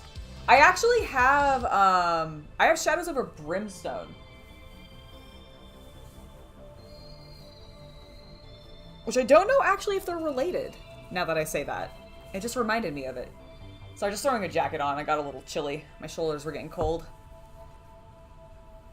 Plus it's got skulls! For the skull god. Or I guess skull throne. You guys know what I mean. I have the brush I need, never mind. Ignore me. I was about to be like, I need to go get a different brush. I don't. I do, however, need a little bit of Black Templar and Basilicanum Gray. The rocks I want to be black to match the terrain, whereas there's a couple of them that have like some rebar and such. Don't know where it came from on this particular planet, but it's fine. That I'm gonna do in the silver, or the gray. Oh, I'm actually gonna do it in true metallic, screw it. Do I still have that Duncan Rhodes paint out? No, of course not. Why would I do that? I put it away. I cleaned up after myself, actually, after I was done with the trebuchet, because I had to use the space for other things. It is! It is indeed already 2:30.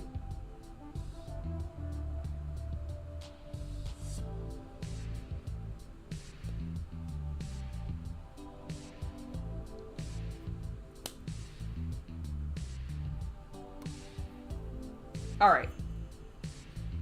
Let's go with Black Templar first. I want to thin it down because I really want the details to sort of pop a little bit.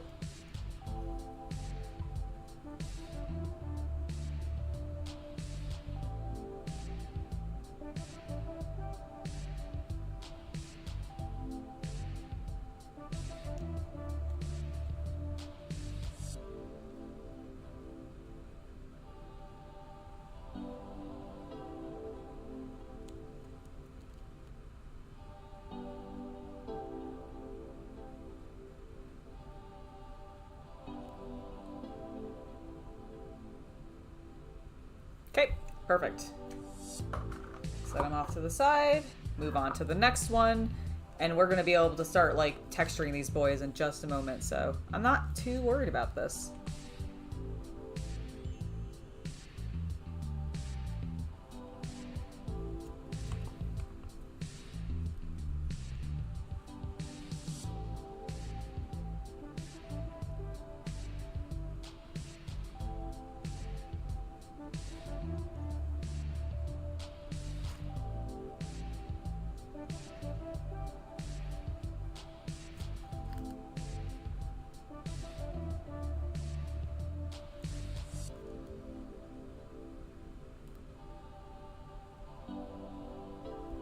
Alright, he's done.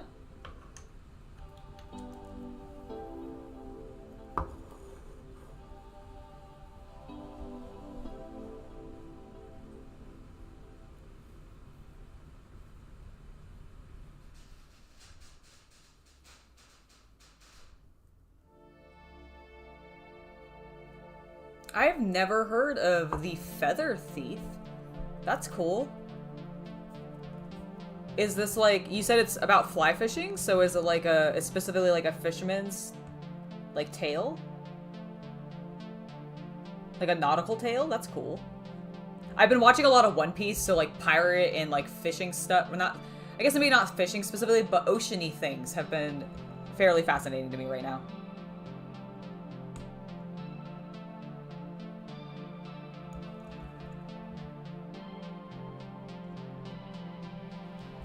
Alright, he's done.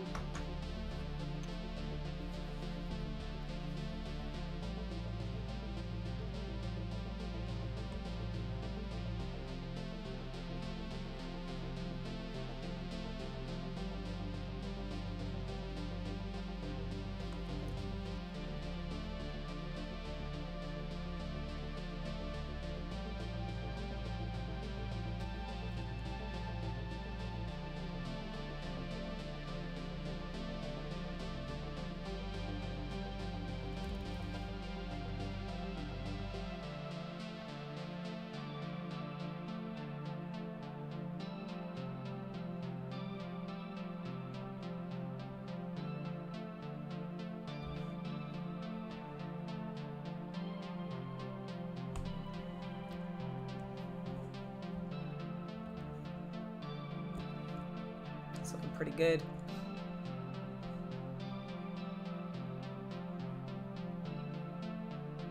Oh, it's part of a true crime podcast. That's cool. So almost like an urban legend type thing then. Or that's at least my assumption.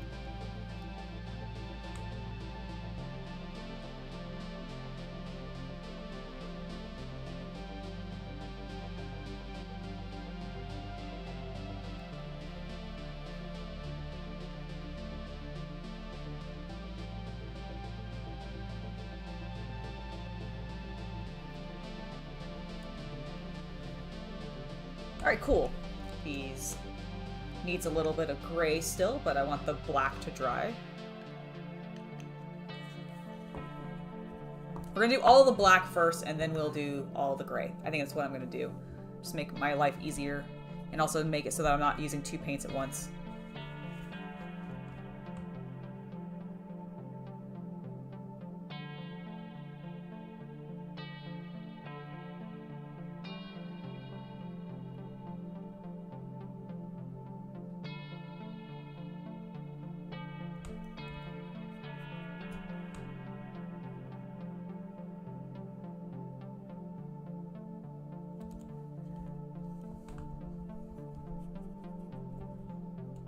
Oh, you know what? I'm an idiot. I can paint all of it black. It's gonna put true metallics over top of it, which means that it needs to be, it'll probably look better if it's got a little bit of black on it anyways, so. I was being careful for no reason.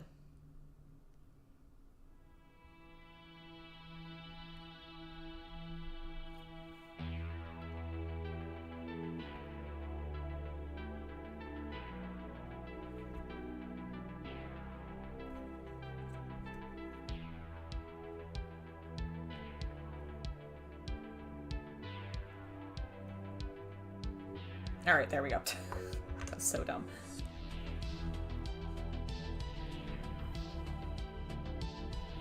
I saw the light slightly change when I lifted my head because I'm so reflective, because I'm so pale, and it startled me slightly.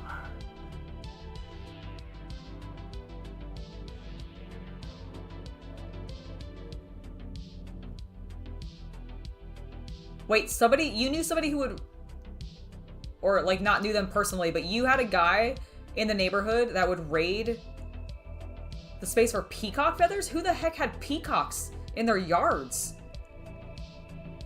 Do you just have wild peacocks running around?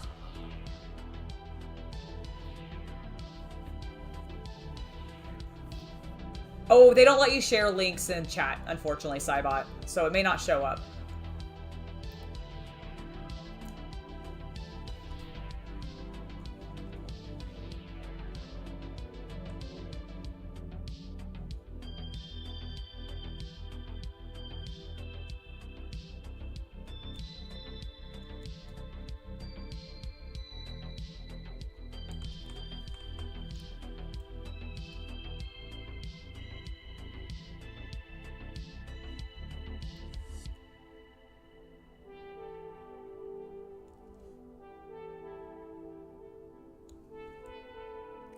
Yeah, no, it's I don't know if it's a setting I set up or if it's something on YouTube's part, but it's a safety feature.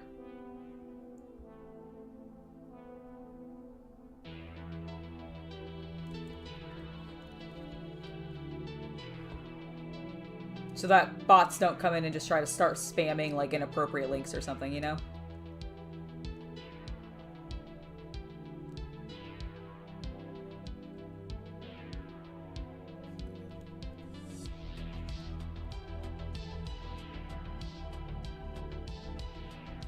I didn't know you could raise peacocks at home.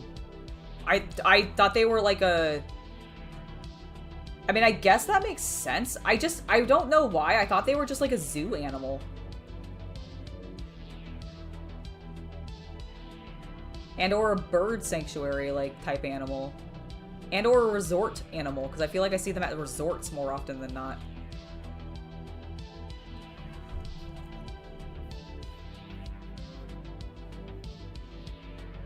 Oh. Well, you know what? I guess I guess I am living in the wrong parts of the country. Because I did not know that. That is so cool. I would have, like, lost my mind as a kid if suddenly there was just, like, a wild peacock running around in my backyard. That'd be so cool. I'd chase it. Be detrimental to the peacock. I would have also been young.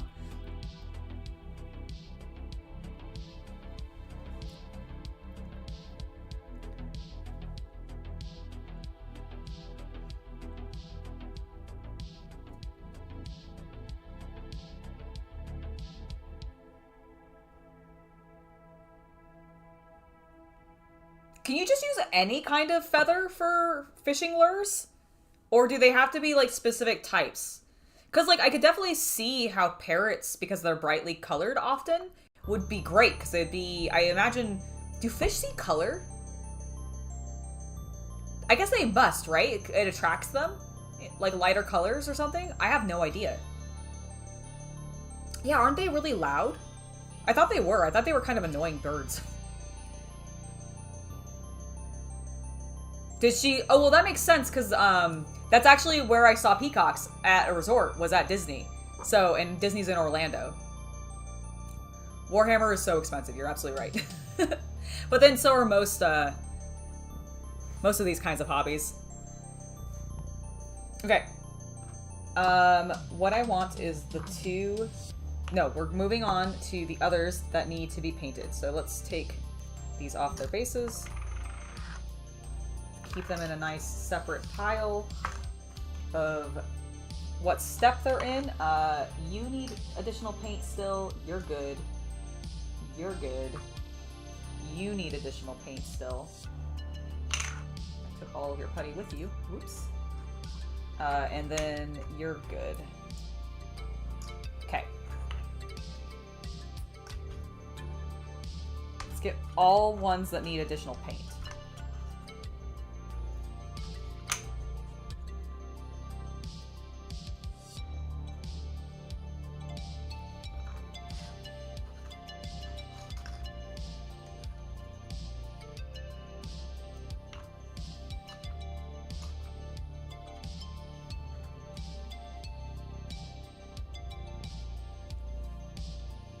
Is there anybody else?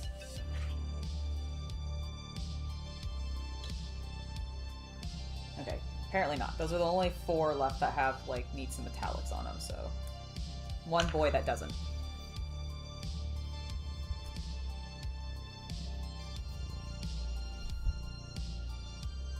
Wild peacock college students all the same. You know what? You're not wrong, Brian. You're not wrong. College students can be quite loud.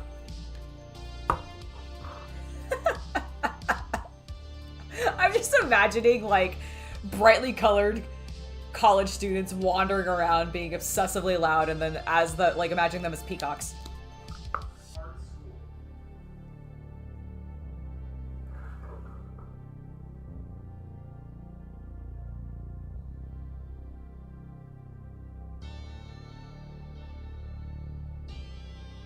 Thousands of dollars for, like, the feathers? Are they just, like, super rare birds or something? That seems a bit outrageous, but... Then again, I've seen people spend exorbitant amounts of money on other things too, so... Feathers really don't surprise me that much. People get obsessed with their hobbies, especially if it's a hobby that, like, the rich can do. Or like to do, like fishing. Because then you have a bunch of tryhards that are just like, well, I'm going to spend money to spend money.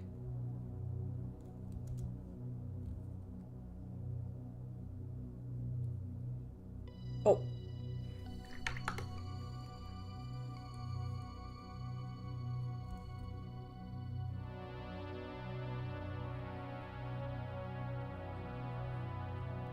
Sorry, got a little bit of black paint on the something I didn't want it on. Hell yeah, it's fun hobby time. We're painting some Tyranids. Well, really I'm painting their bases because I've been sitting on their bases for ages and it's time. It is time.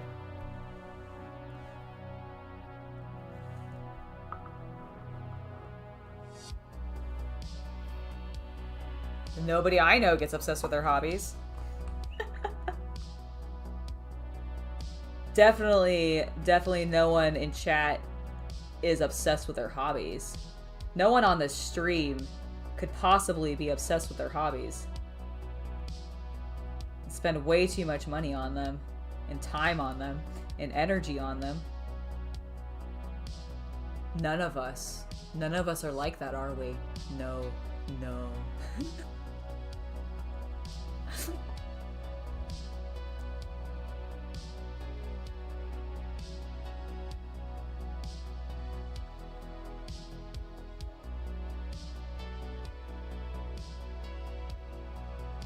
Oh my god, I could not imagine spending $3,000 on a bicycle.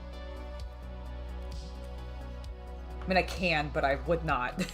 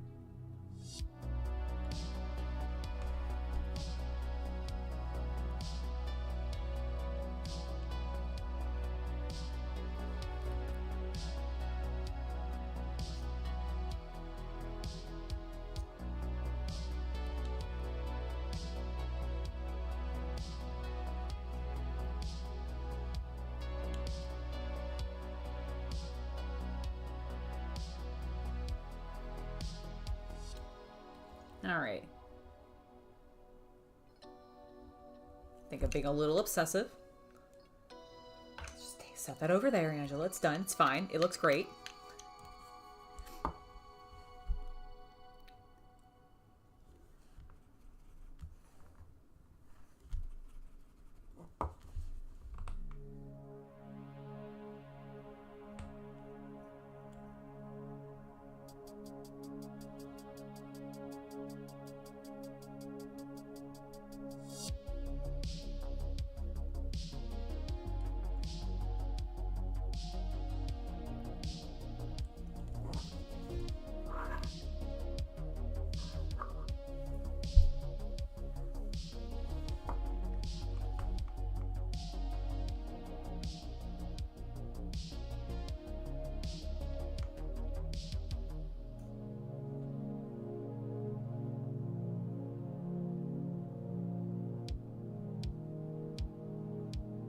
There we go. It's looking good. Just one more sort of angle to get at.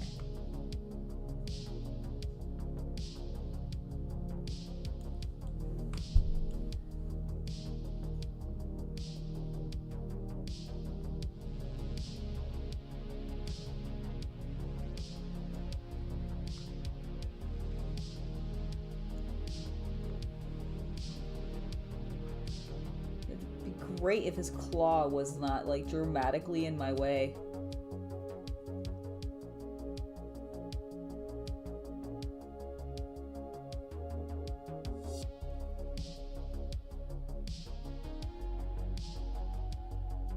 Alright, I think that looks good. Let it dry, see how it looks up at the end.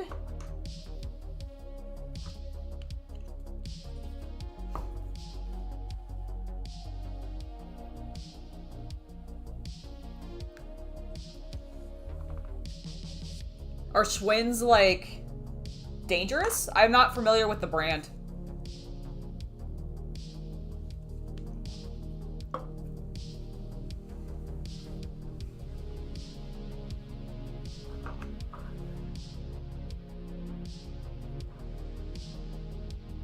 Like, the name sounds vaguely familiar, but I don't, like, recognize it off the top of my head.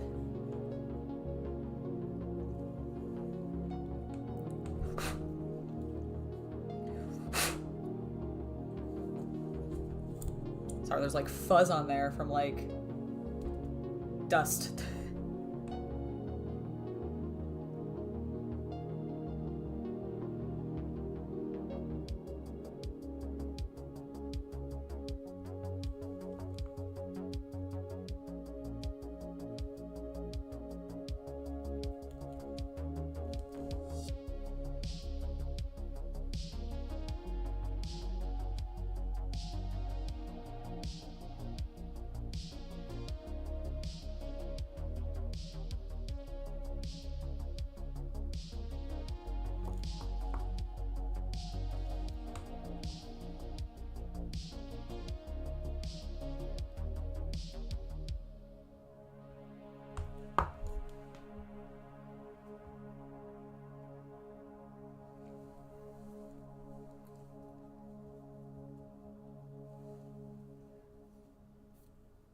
Ah, okay. It's one of the OG makers of bicycles. That's cool.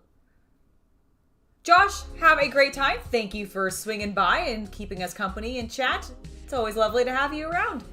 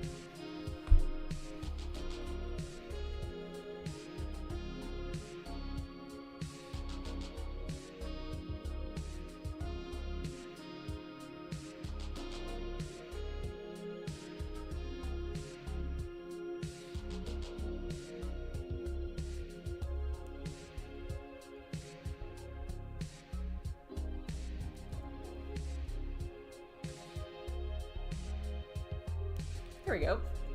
Alrighty. Okay, she can come off. Not taking the putty with you, though, darling.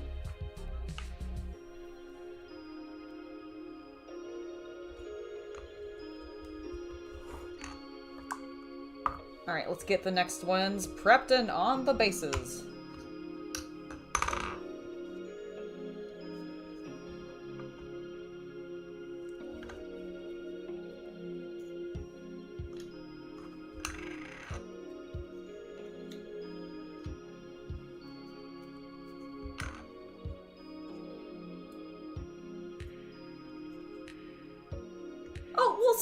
Thank you so much for the donation. I really appreciate that, and I love spending some of my time with you guys. It is awesome to just have a place to be able to go, honestly, and be able to talk to a community that, one, knows what the hell I'm saying, and two, has like engaging and fun feedback and stories to tell me about their own processes and things that they're just doing in their lives, because it's all tied to the things that we love, which is sharing our hobby with each other and just exploring new things. And I really enjoy it. So thank you. Thank you very, very much. And know that I really, really dig this. I really do. It's just such a fun thing to do. And I'm very glad that I get to be a part of this hobby, you know? Oops. I think I put that person on this base and then immediately took them off as if they were done. That's not the case. I need this one off. Thank you. All right, you go over there. You go over there. Excellent. Oh, I forgot one that already could have his face on it. Okay, hold on. I don't actually think I painted this in black. I think I painted it in gray, so I'm gonna redo it.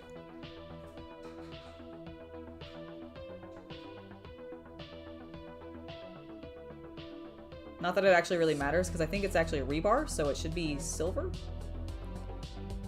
But this will give me a little bit of a better foundation.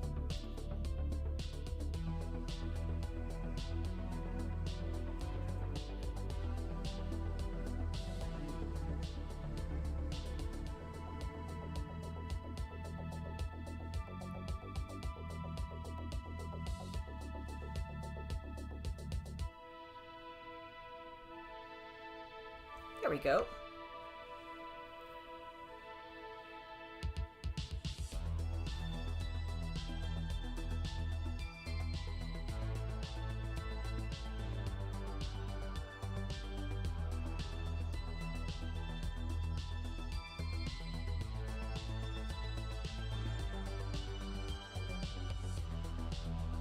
I've only been streaming for about a year and a half, so I think it's been about that long. I think you might have been commenting on the channel for about 4 years now, because we've been doing this for almost...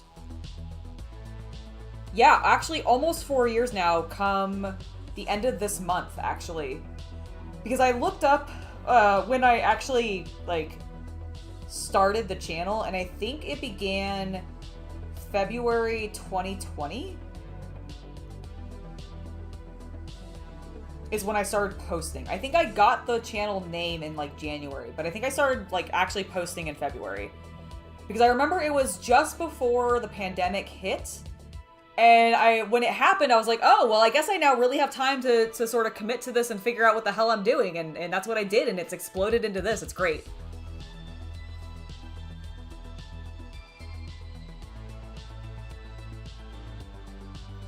Well, Dim, honestly, it's better to have done it now, prior to you actually needing to start, so that you've gotten the, like, hassle of figuring your route there and all of that done. So, while, yes, maybe a little bit of an inconvenience for you, probably great for your planning in the future. So, good on you, man.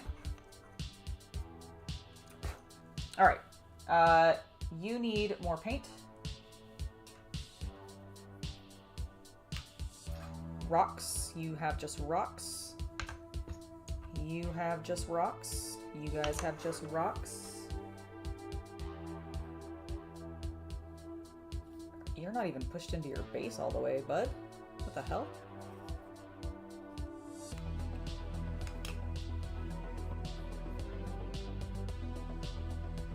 Friend, what's happening? Why aren't you going into your base?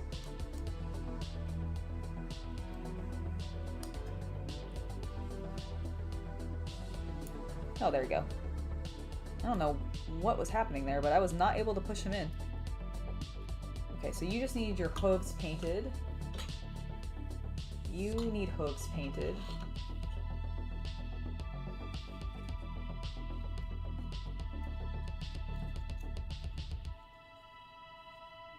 Also not in. I must have done that to, like, paint them or something.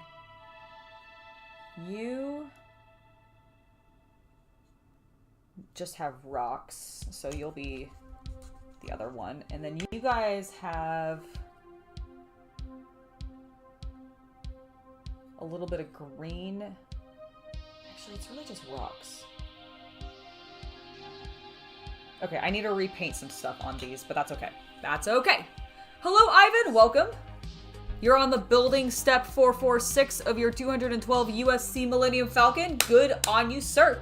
I finished the Avengers Tower yesterday, which was great.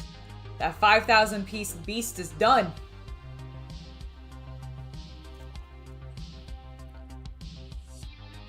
There you go. Get rid of that bad luck now, then you have a nice, easy, clean going. Yep, that was definitely, yeah, that's why I was like, I think you, because I haven't been streaming for that long, but you've definitely been watching my YouTube for like 4 years. And yes, I was back then at Games of Berkeley and everything. It was great. I do miss that job a little bit, I'll admit. Like, I am very, very, very, very happy to be doing what I'm doing now and not having to focus on both simultaneously, because that was honestly a little bit daunting after a certain point. But I do miss just like hanging out with that crew and being around that community more directly at that store. They were a great group of people. Still are. I just don't get to visit them as much because I'm a little far away now.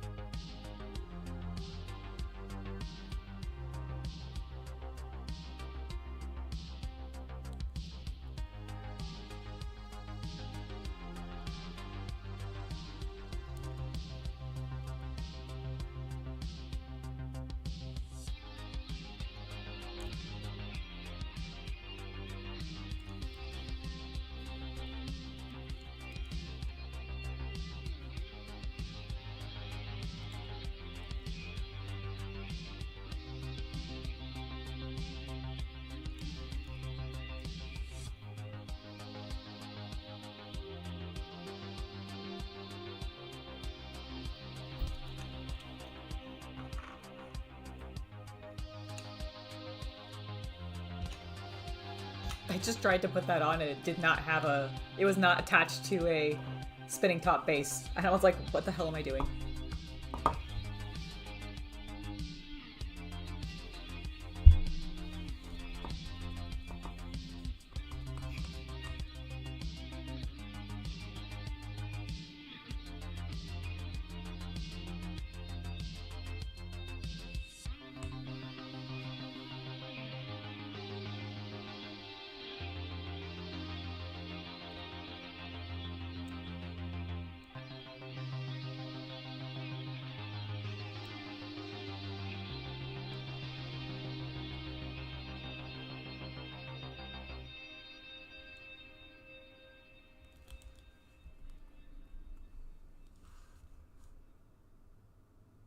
Nice! I hope you have fun at your local hobby shop.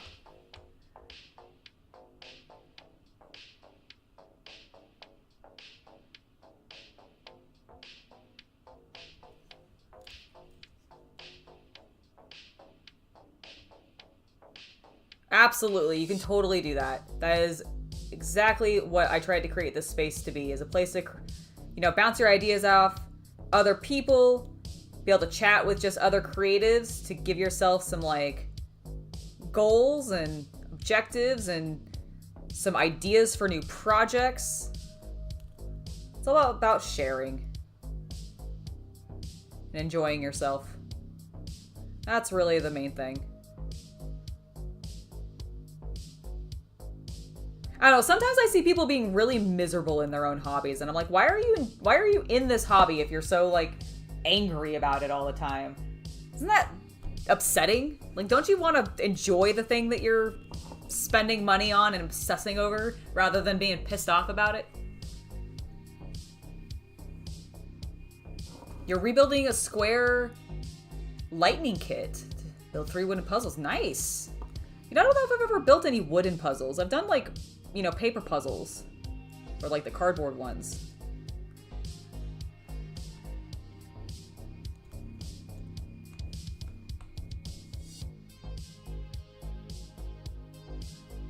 But I don't know if I've done the wood ones. I've sold them. So, like, I've definitely seen them.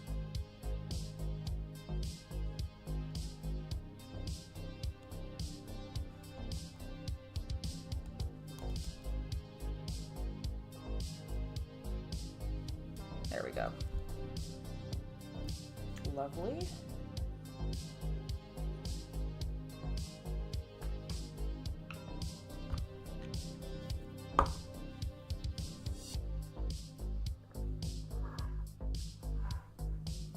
Exactly. Should definitely be a getaway from just normal life.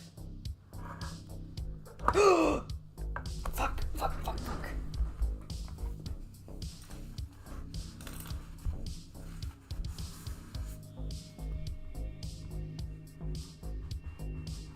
Oh my gosh, that was almost a major disaster. It's okay, I spilt some paint. I have extra Black Templar if I did run out. It's fine.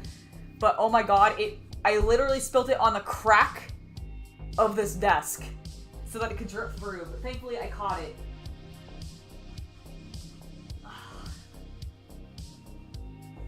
Caught it all flooded the seam.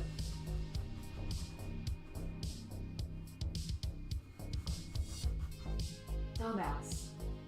Man, I haven't done that in ages. I have not, like, accidentally spilled my paint.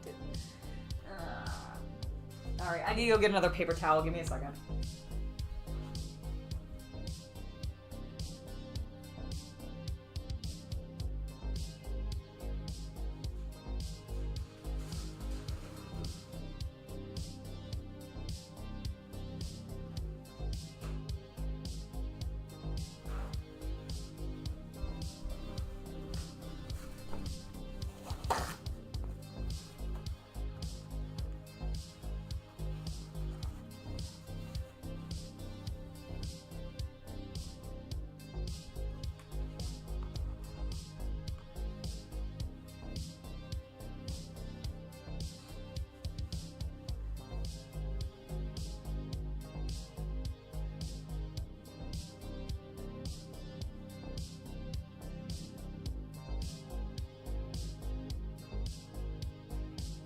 I'm just sticking some paper towel in between really quick. Sorry about the awkwardness. To get all of the extra paint soaked up. Because as you can see, I still got it quite a bit. It didn't say spilled over for even that long.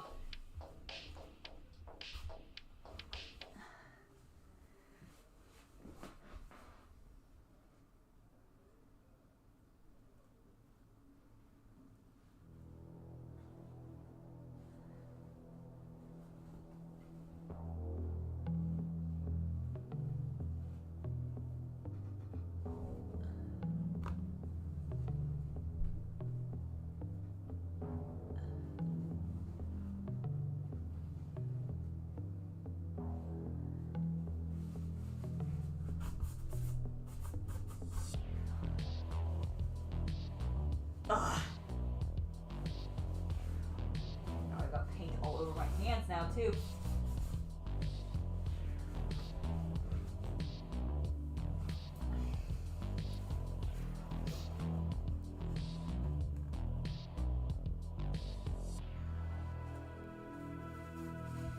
Well, at least it didn't get all over the floor. That's a good thing. Alright, I need to, what? I need to wash my hands. I got a little messy. At least it also didn't spill on any of my models. I'm gonna close the paint pot. Alright, I will, be back in a second. Give me a sec.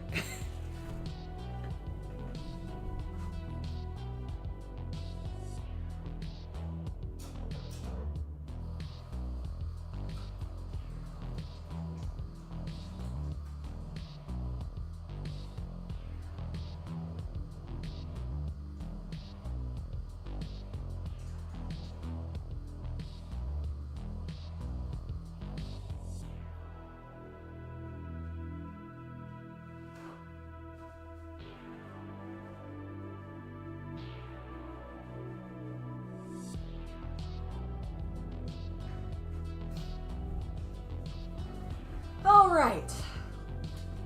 Let's get back to this and hope that we don't mess up again. It's spill paint again, Angela. Gosh.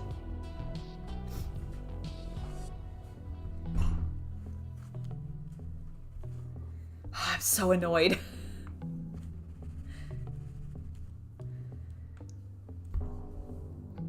I think I just tapped it with my, like, arm. Just always the way I end up doing it.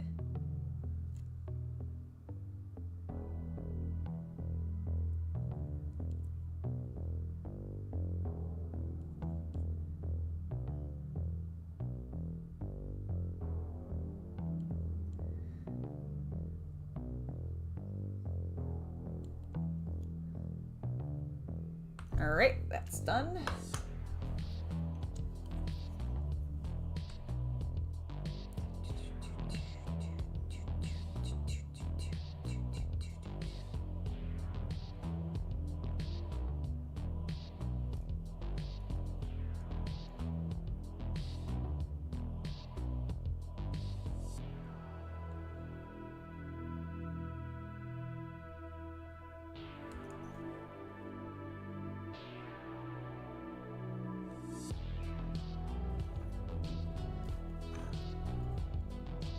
I know. Dropper bottles are far superior to the Citadel paint pots. I get that. But unfortunately, I really like Citadel contrast colors. And they only come in these bottles. And I'm too lazy to switch them all into dropper bottles. Okay? I just don't have time to do that.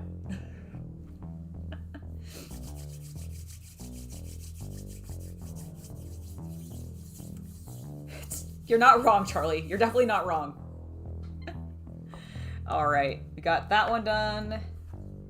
Hey, we're making progress, boys and girls. If there are girls watching, I don't actually know. I think it's mostly dudes right now, but I don't know. Sometimes there are the ladies hanging out with me.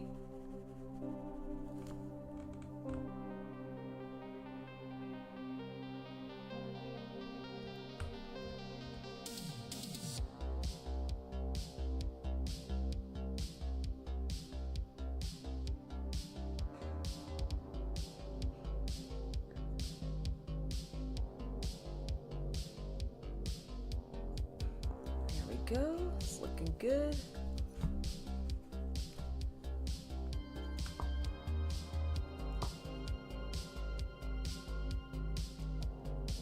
Nice. Okay. The next couple of fellas require a little bit of black as well as some other colors. So we'll start pulling some other tones out. I do need Skeleton Horde. Let's look at that. And I will need...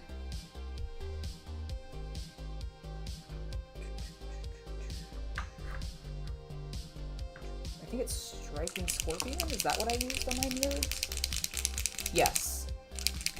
Because it was not Mantis Warrior Green. That was the wrong color that I should have that I used on my Korvax. Yes, this is the correct color.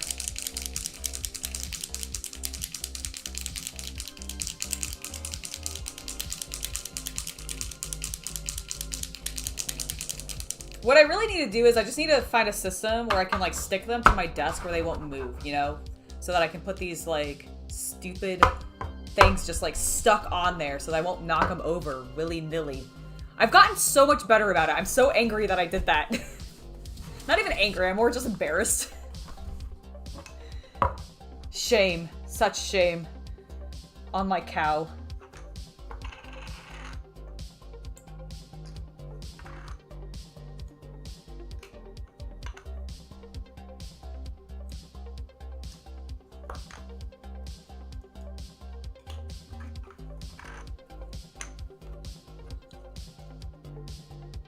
Alright, there's that.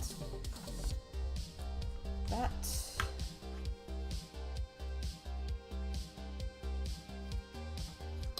I'm gonna go ahead and do the stone portion on that too, and then it's just Big Boy. And this one boy that needs his hooves done. And his little claws.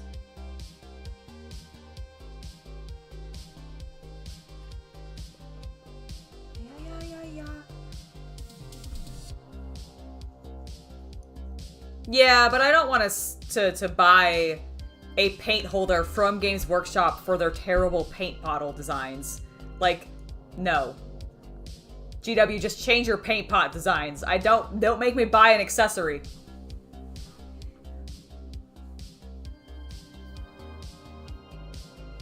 No, if you have woods, you gotta go clear a forest in order to make one of these things for yourself, Diggs. Ridiculous. Did I get paint? Did I get paint on my face? I got paint on my face! How long have I had paint on my face, you guys? Did I do that when I spilled it?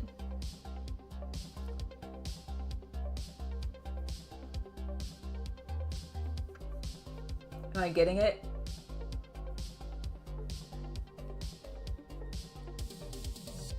Have I got it? I can't see from this angle. When I turn my head to look at this camera, I can't see it.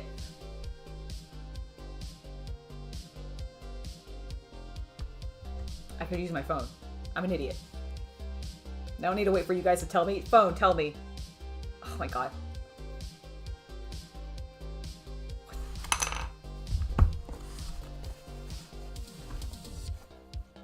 I've only had it... Why didn't you tell me?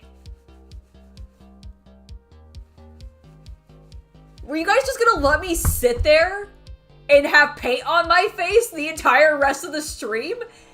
Assholes. God damn. I am receiving a powerful psychic message from chat! Ah! Yes. Okay, well I got it now. Thanks, guys. Thanks.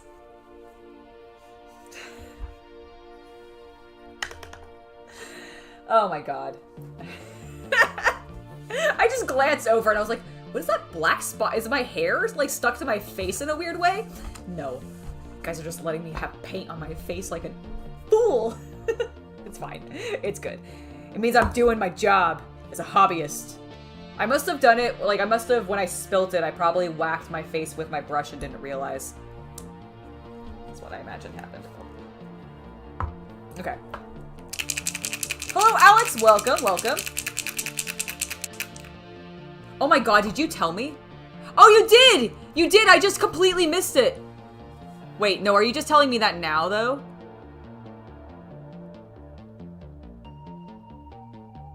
Okay, you did tell me, and I did miss it. Okay, fine, fine, fine. I take back all of my yelling at you for not telling me you did. Sorry. Thank you. Thank you for telling me. I didn't notice it until I had realized it myself. How dare you guys just be so active in chat that it went past and was like, I had to scroll back up to see it. Alright, excellent. Let's get back to this. Let's try not to knock any more paint over or get any more paint on my face. What a jork. Okay. I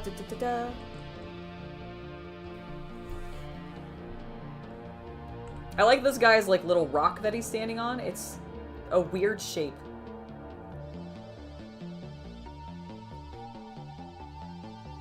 It's actually kind of what gave me the idea for the like basalt looking base though.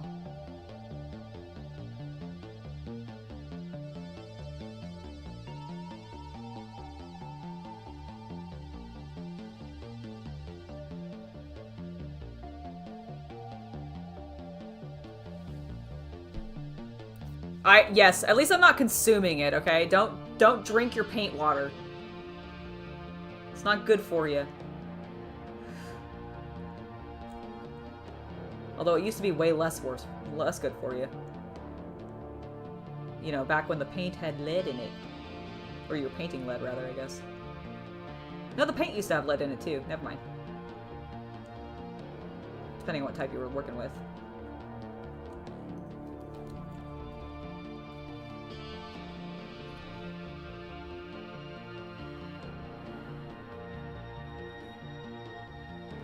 What do you think you need to make for me?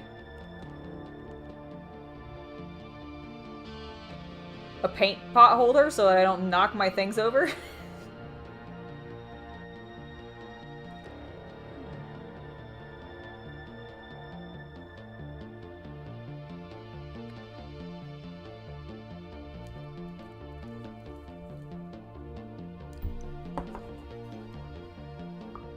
Thank you, Nerd 3D Printing. I based it off of Maleficent, the Disney villain. Because she has a lot of green, like toxic green color tones, purple and black.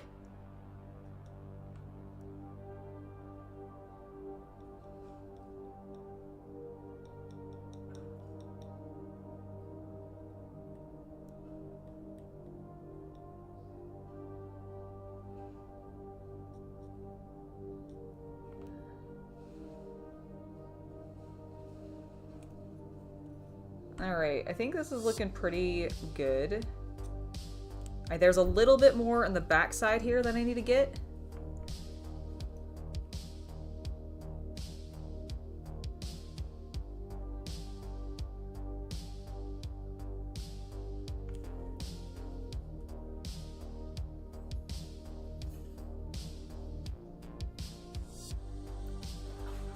Alright, looks good. Looks good. Yeah, I'm a big Disney nerd. I'm a huge Disney nerd, and so I had to. I really love her color scheme. I love the original Sleeping Beauty, like, cartoon animation. Not as much into the Angelina Jolie one. Like, it was fine, and I did like the costume work that they did in it. And I didn't really specifically have a problem with the first movie. I didn't saw the second one, so I can't say anything about that. But it didn't really do that much for me as a Maleficent fan, you know? I didn't need her to turn into a good guy or be justified in any way. I just wanted her to be an evil witch.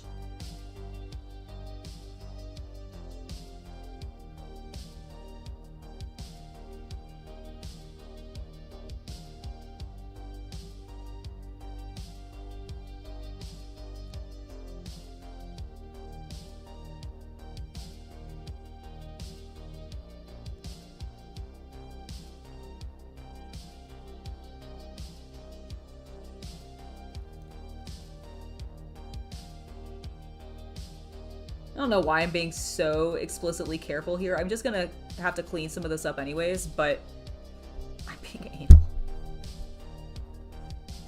Got way too much water on my brush. Way too much water. No problem, Diggs. We'll see you when you get back.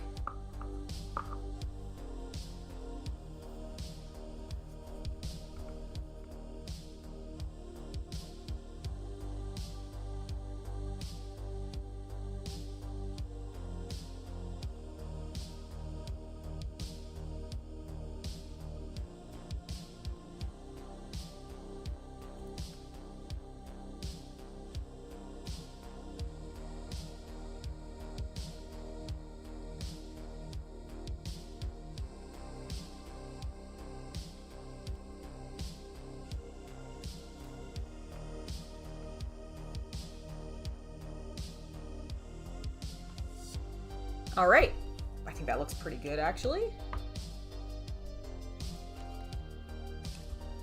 Darken a little bit.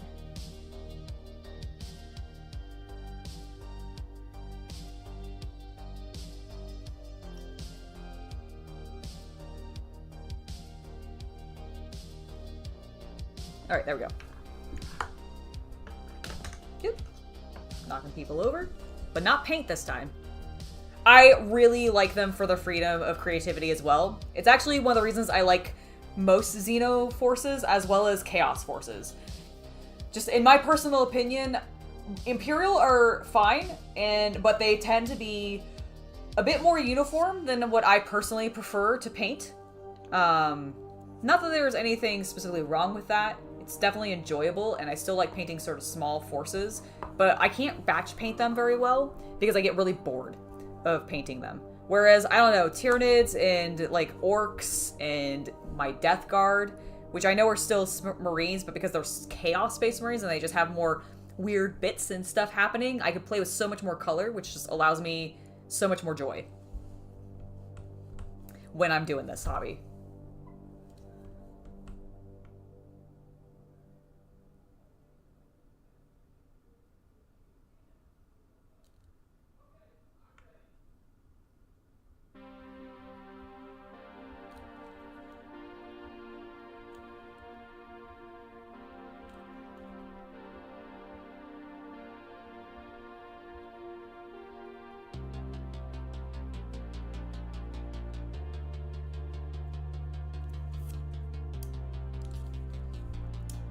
Get in there, bud.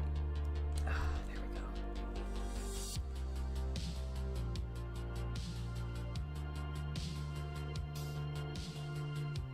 The rocks are almost finished.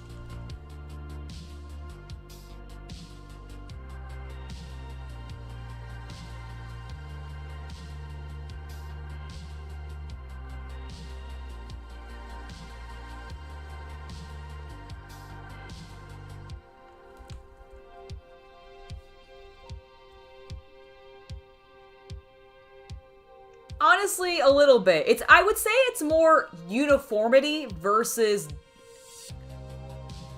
inconsistencies.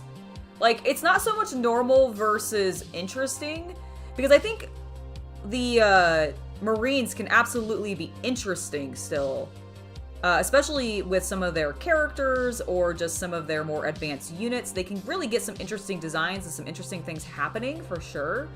But the main difference to me is and I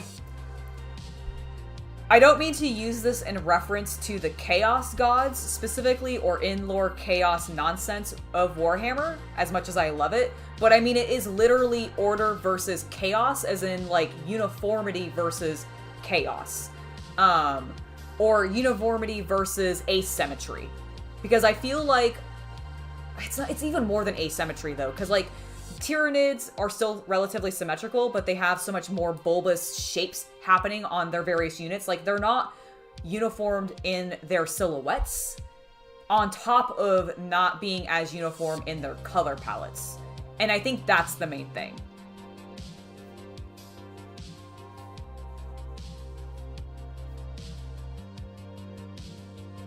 Oh, I absolutely have favorite Disney movies, Cybot. And my favorite Disney movies, I have two, okay? I have two that basically fall into my number one for different reasons.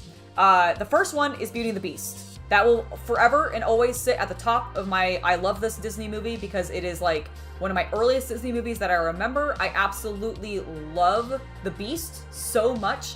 I loved that Belle was smart and liked to read. It's one of the reasons I started reading like more as a kid was because of Belle. And so like love that movie. It's got some issues. It doesn't always make sense, but I do absolutely adore it. But my other movie that is also on that same level of the number one slot is Atlantis, The Lost Empire. If you have never watched Atlantis, The Lost Empire, oh my god, go watch it right now. It's so good. It is, I think, one of Disney's best animated films, and it is a completely different style than what you would normally expect from Disney, unlike, say, Beauty and the Beast, which is very round and soft. Atlantis is actually designed by, the character development was designed by Mike Mignola. And if you're not familiar with the name Mike Mignola, that is the man who draws Hellboy. So if you like the aesthetic of the Hellboy comics, you will adore the aesthetic of Atlantis because they have the same square fingers. The character designs are so good. It's just in his line work. I love it so much. I love it. Mike Mignola is like fantastic. So Atlantis, 100% one of my number one favorite Disney movies of all time. I think actually after that, we'd start getting into stuff like, I like Lilo and Stitch a lot. I'm a big fan of Mulan. I do like some of the more modern stuff, like Tangled is really good. But yeah, Atlantis, it's so underrated. It did terribly at the box office because it was completely not Disney's normal MO, and so I don't think parents were like, I don't know about this ancient city series where we've got archaeology and mercenaries. What? And we're implying really hard genocide happening here, okay? And it's really, really cool. I love it. It's such a good show. It stands up also, the animation I just think stands up really well. Most of Disney's like higher end stuff does, but it did not do well in the box office. Much in the same way that Treasure Planet also really didn't do super well, but also fantastic.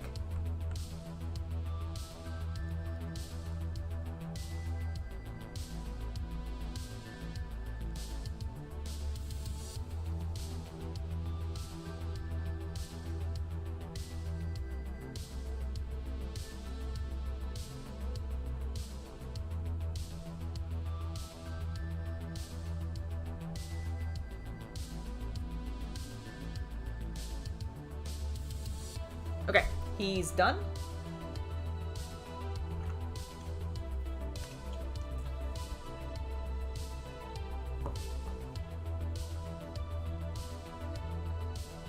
I understand that. Thank you, Spartan. That is not unexpected, and I'm okay with having paint on my fingers.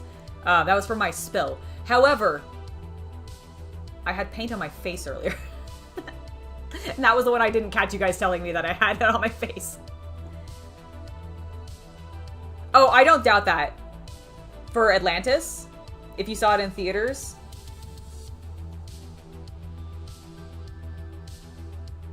It's not really, like, it's definitely a cartoon that's made more for teens and adults. Or at least young adults, than I would say children. Like, they treat it more like an anime in regards to its maturity. Which I think also threw people off for Disney. Even though Disney does plenty of mature stuff, but you know, whatever.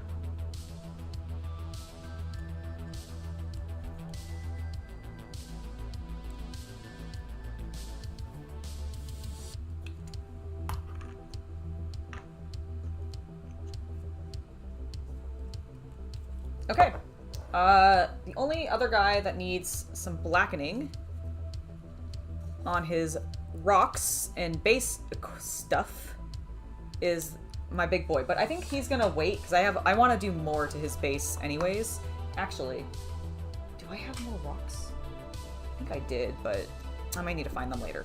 All right, I'm gonna close this black paint pot. Now, before I continue with other colors on some of these models, like the bone and etc., what I want to do is I want to get some of the ones that, again, just had rocks textured. And that will... Basically, I'm going to go till 4 and see what I get done.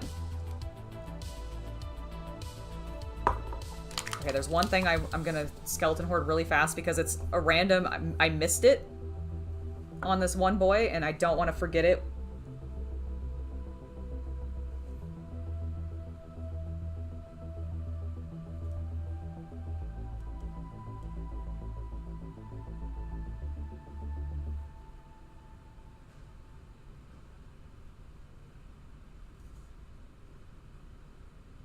Sort of missed one side of like their claws. I don't know how that happened, but it's fine. Okay, we're gonna work on that.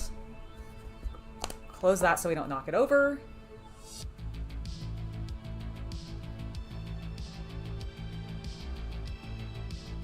Absolutely, Diggs. No problem.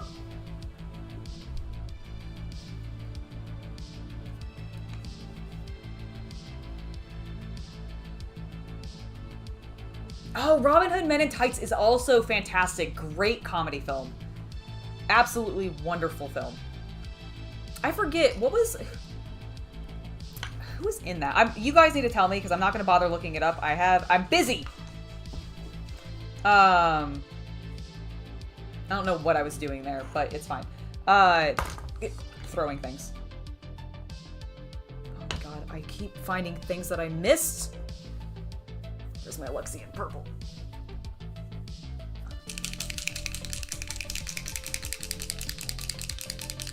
I'm just running Combat Patrol. I don't have a 2,000 point tournament list for Tyranids. I only really play Combat Patrol right now for 10th edition. And so I just run literally what the Combat Patrol is for that Games Workshop, requires of that system, which includes 20 Gaunts, 5 Barbed Boys, 3 Von Ryan Lictors, a Alpha, and a Psychophage.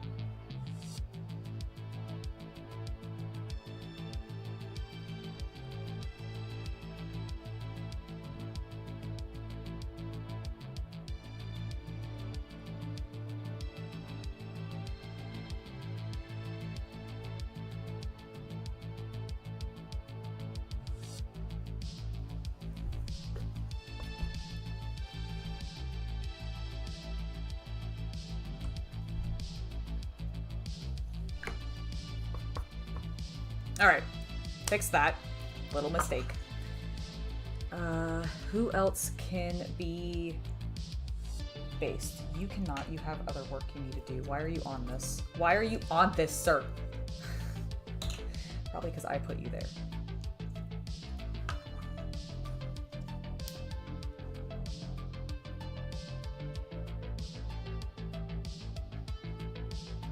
I have not got one yet. Like, eventually I want to expand the Tyranid force, but right now, because I know I'm not playing a huge amount of 40k, I've just been sticking to the Combat Patrol because that's what I have. I got the Leviathan box set and it came with the Combat Patrol in it. Now, I do have...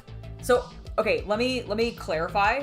I am playing with the Combat Patrol. I have the Leviathan set. So, whatever Leviathan came with, I have all of those Tyranids. That is the majority of my Tyranid force. I do not have any Carnifexes.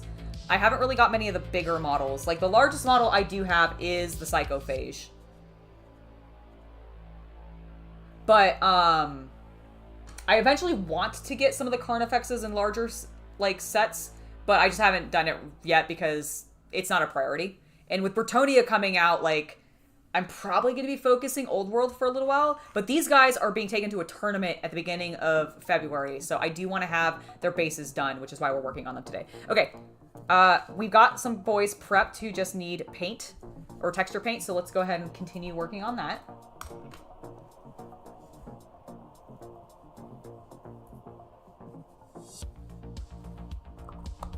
Keep it covered so that it doesn't dry out, because I do worry. Why am I holding it? I have this one on the handle. Angela, duh.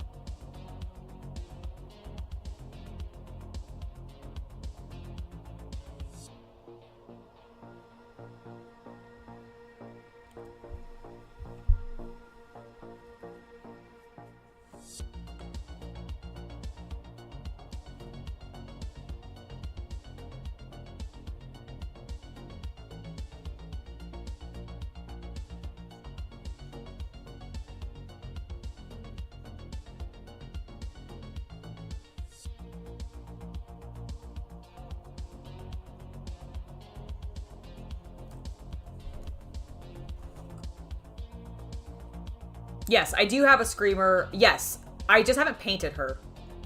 Actually, now that you say that, yes.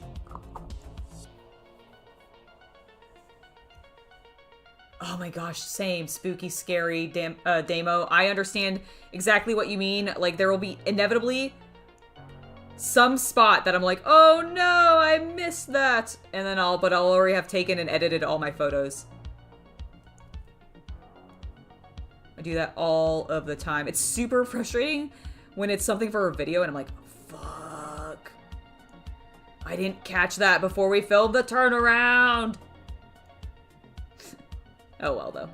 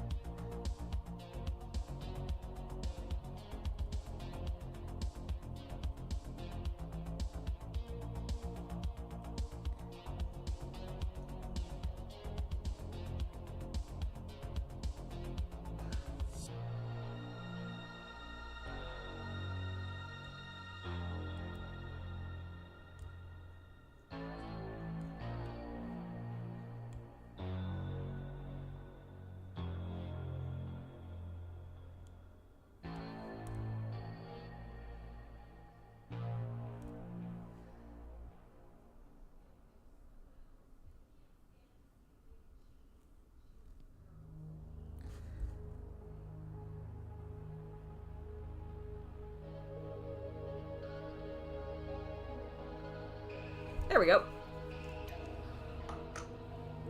Silly rocks making it difficult to put the texture on.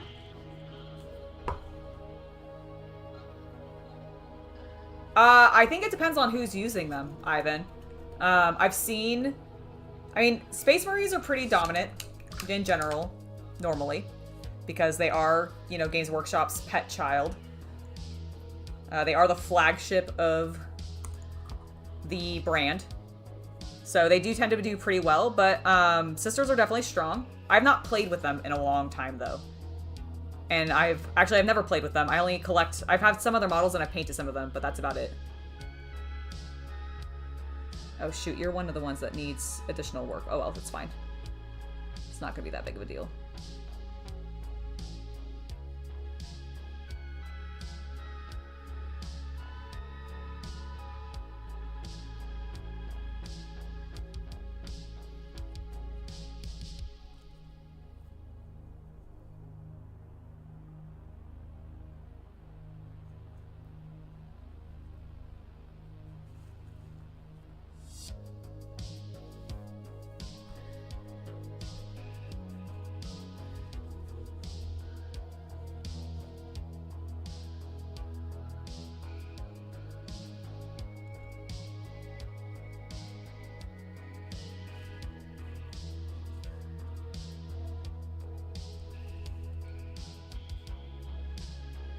There we go. This is coming along well. Sorry I've gotten a little bit quiet. I'm just concentrating.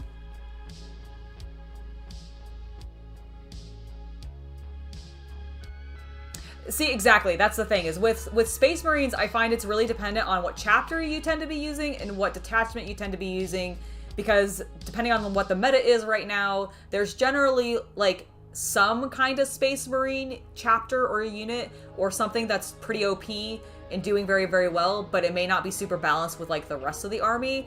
But in general, they tend to be a pretty safe bet if you're just wanting to, like, win. Whereas I feel like sisters are a bit more complicated. Especially with their dice. Because they've got their, or at least I assume they still do. Do they still have their, what is it called? That pool of dice that they get to pull from? I don't remember what it's called now. Like, in my brain, it's just holy dice, but that's not at all what it is.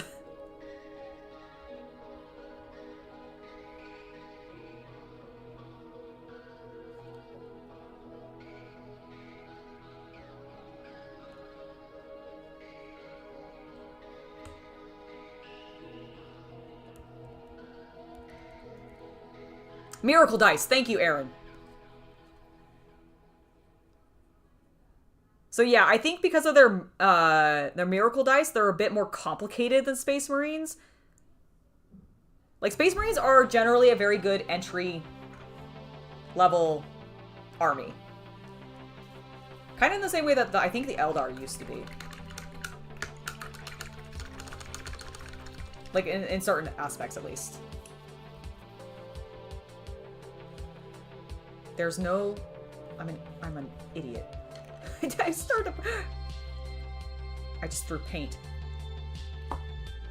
It's been a day, guys. It's been a week. Exactly. That's one of the reasons I like Chaos, too.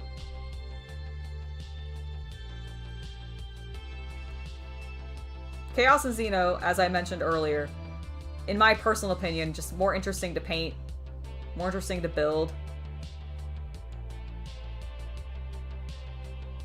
Wouldn't necessarily say they always have the more interesting lore. I do enjoy a lot of Imperial lore, but in regards to the hobby side of it, I find Space Marines not as enjoyable to paint as some of the other stuff. Especially their basic troops. Although they have gotten a bit more complicated, so they at least have a bit more going on them. There's a little bit more opportunity for diversity amongst the units, but they're still very uniform. And that bothers me so much.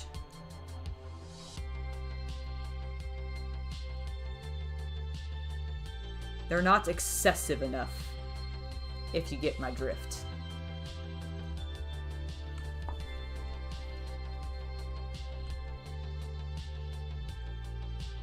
Unless they're Night Lords or Emperor's Children. But those are all Chaos, so never mind.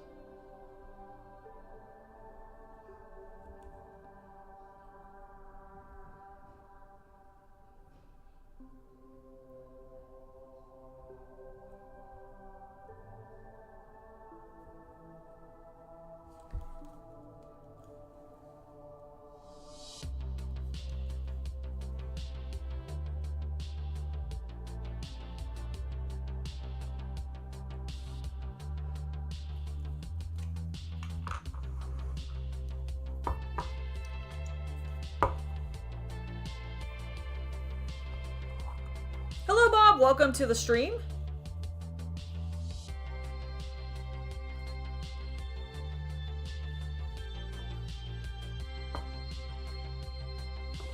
Cybot, I understand that completely. I understand that completely.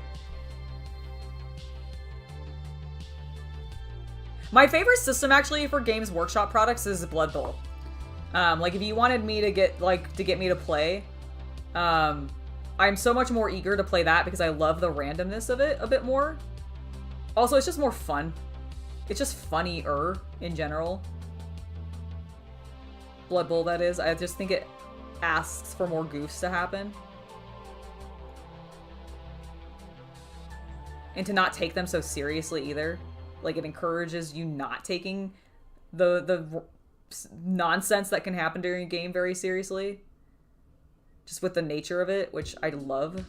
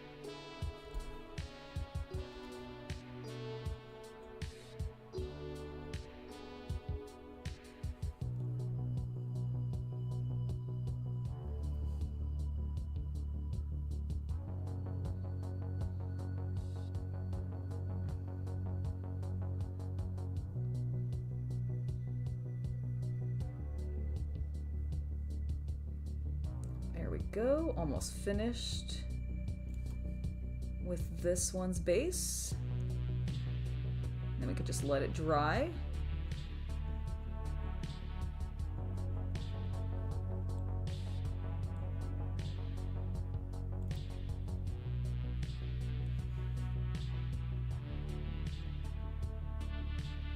All right, there we go. That one's done. Next, keep 'em moving. Oh, that's awesome. Yeah, Blood Bowl is so fun to me.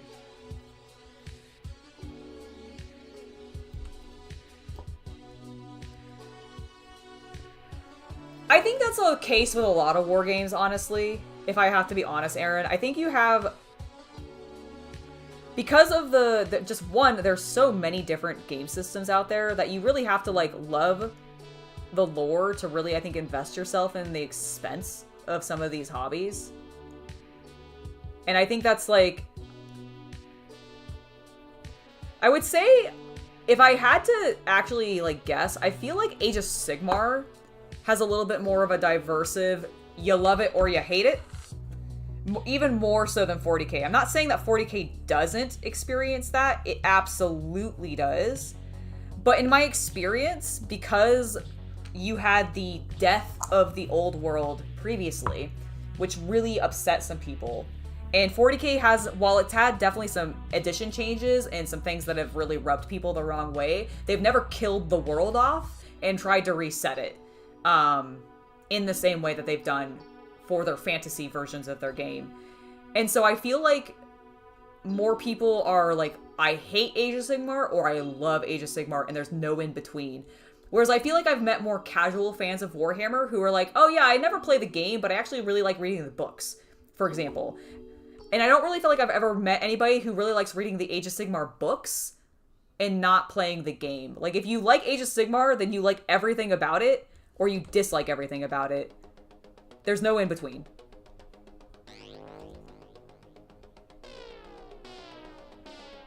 Or at least there used to not be. Maybe there is more so now.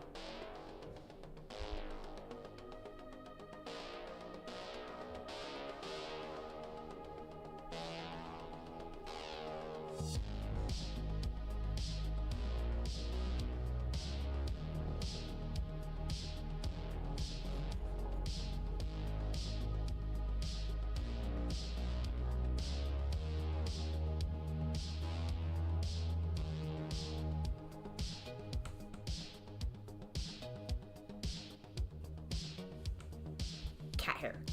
Hello, the Phoenix. Welcome.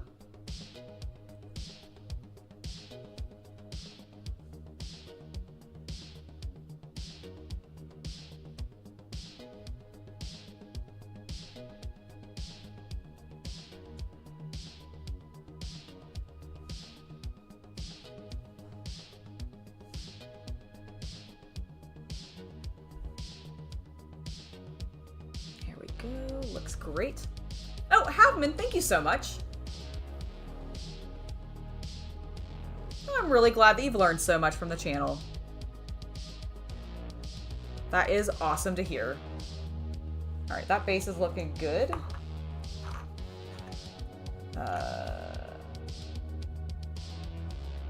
Okay. I need to pull a lot of people off stands. By the way, just to show you guys how some of the ones that we did earlier have dried.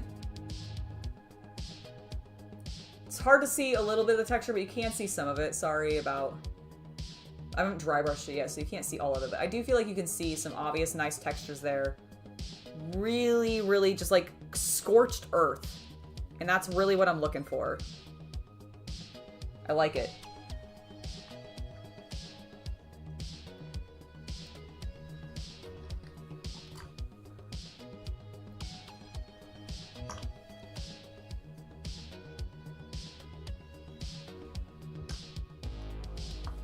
And Big Boy's rocks have been glued down, which is great.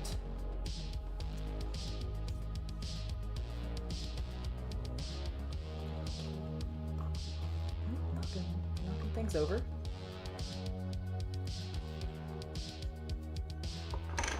Alright, you guys are all basically done.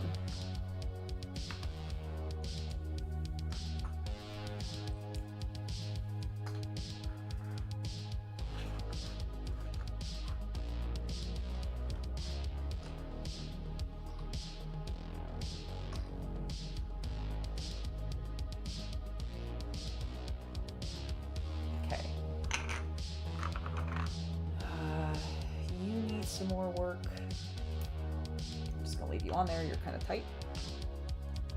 Like they all kind of are. Alright. We have this lad. We have 4 more to put texture paint onto. I think that's going to be it for us today.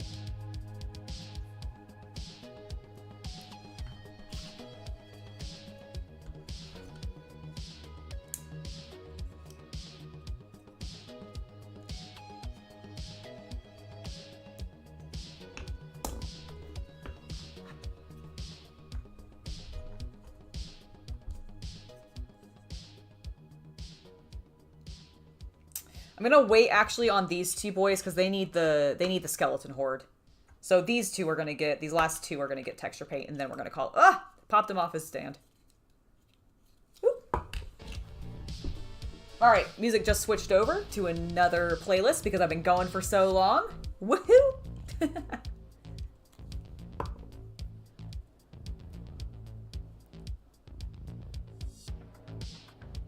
They are a little bit of Neon Genesis. You're absolutely right.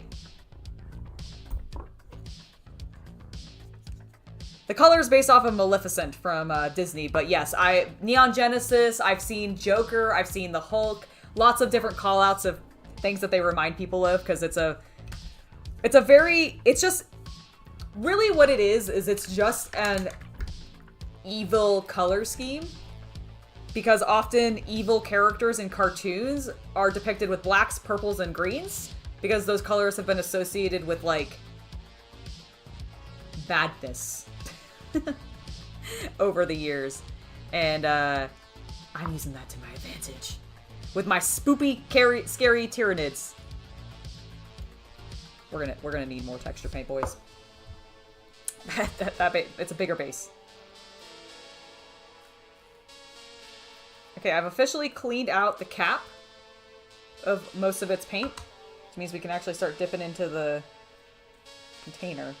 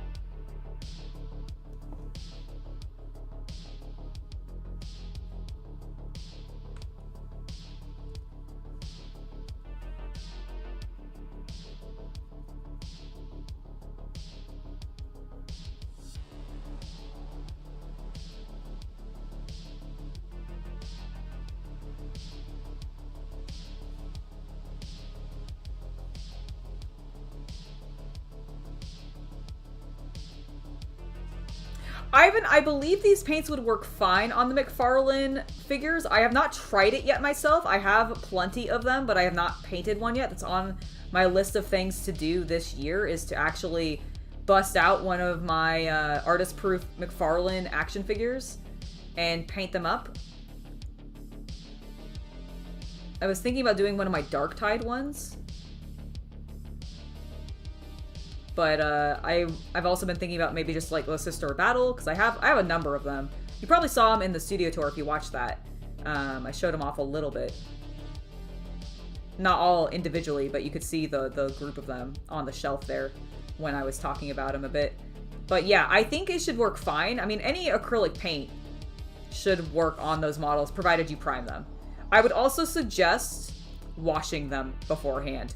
And I literally mean like wash them with soap and water, because more than likely there is going to be, much like resin models, maybe a little bit of release agent on those figures from their manufacturing process. And you don't want to have to deal with that when you're priming, because it will just mean your paint will slide right off.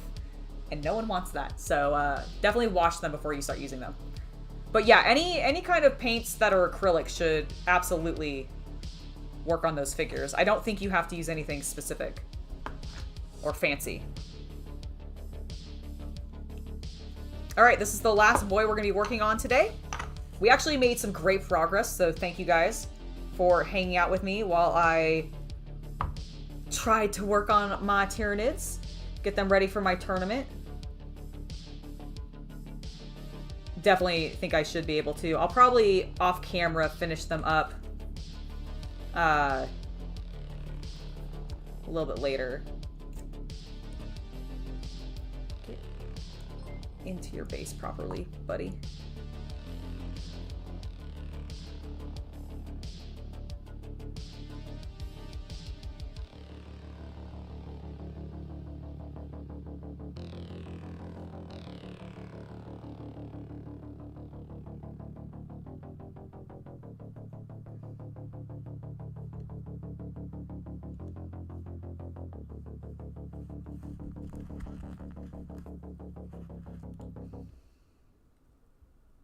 There we go, that works better.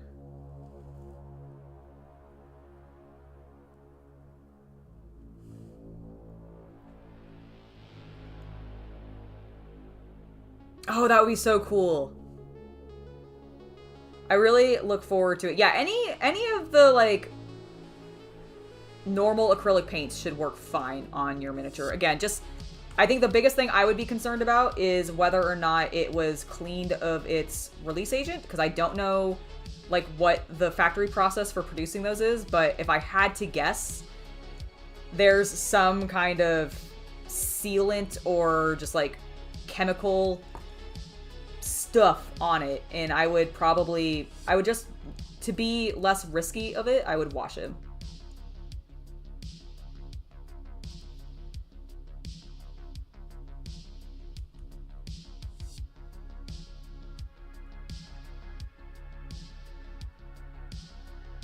I'm trying to do a little bit of like more shaping of like hills and stuff with this guy, so if that's why it's like looking a little weird, that's why.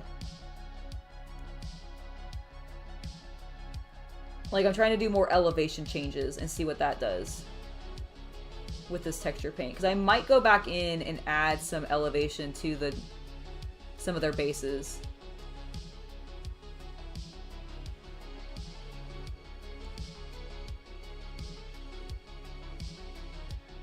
Just because I feel like I can sculpt this stuff almost.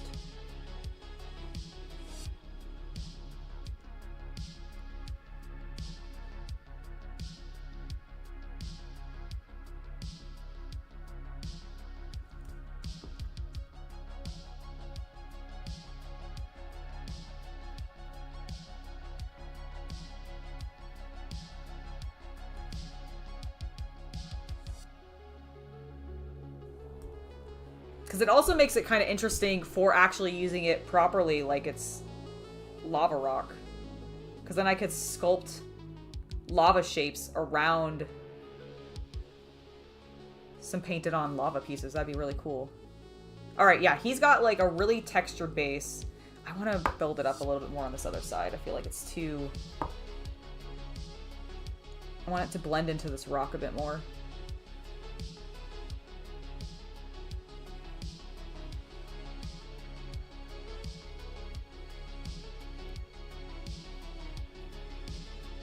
All right, there we go. I like that. It's more sunken into the base.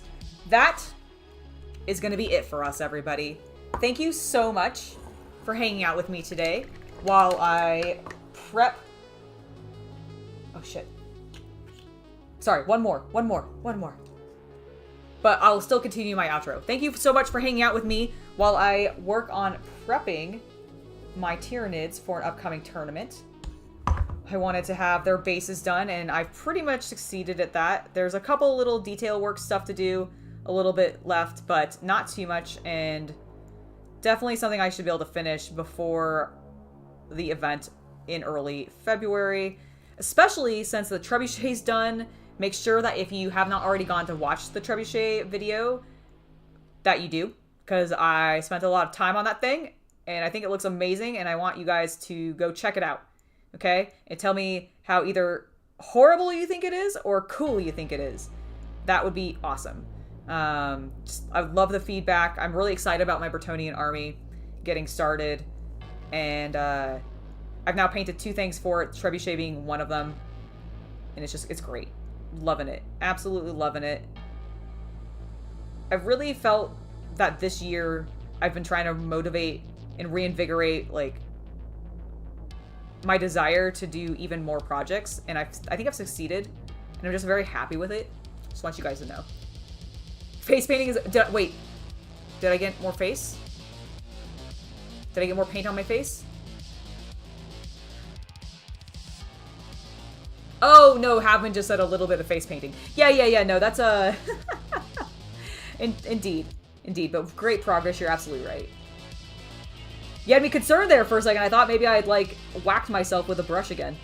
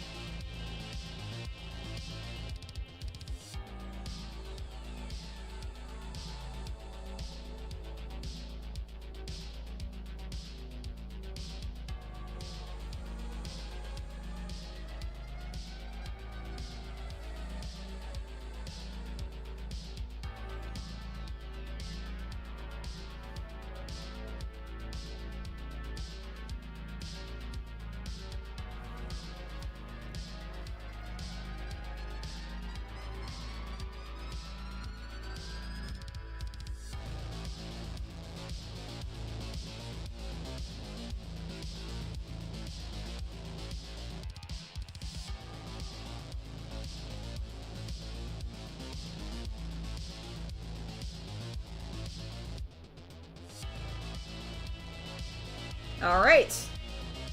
Now we're done. Alright, guys. That is actually going to be me for today. I will see you back here on Tuesday. Not only for a brand new Hobby News episode, but also another live stream. Will I be working on these Tyranids still? We'll find out. It's entirely possible that I might be, depending on how much I get done later this weekend. But I will admit tomorrow I'm probably going to take a little bit of a break because I have been doing so much painting this week. It has been great, but I do actually need to give my wrist a little bit of some time off, I think. So I might take a break tomorrow and get back to this on either Monday or Tuesday with you guys. Thank you so much for being here. Good night, everybody. And I hope you all have a wonderful rest of your hobby night or hobby day or hobby morning, depending on where you are in the world. I'm going to go get some food soon, actually. It's almost 5 o'clock here. I have been streaming for 3 hours. Yeah. You know what? But it's been fun. I've really enjoyed it, and I really appreciate you guys coming over here and, like, just hanging out with me, chatting with me, keeping me company while I'm working on things. It really does mean a lot. Anyways, I will see y'all next time. Make sure to leave a like, subscribe if you haven't already, hit the bell icon, become a member if you want to see extra behind the scenes and be able to help vote on content, etc., etc., etc. All those plugs, all my socials are in the link tree down below. Goodbye. Good night. See you guys later.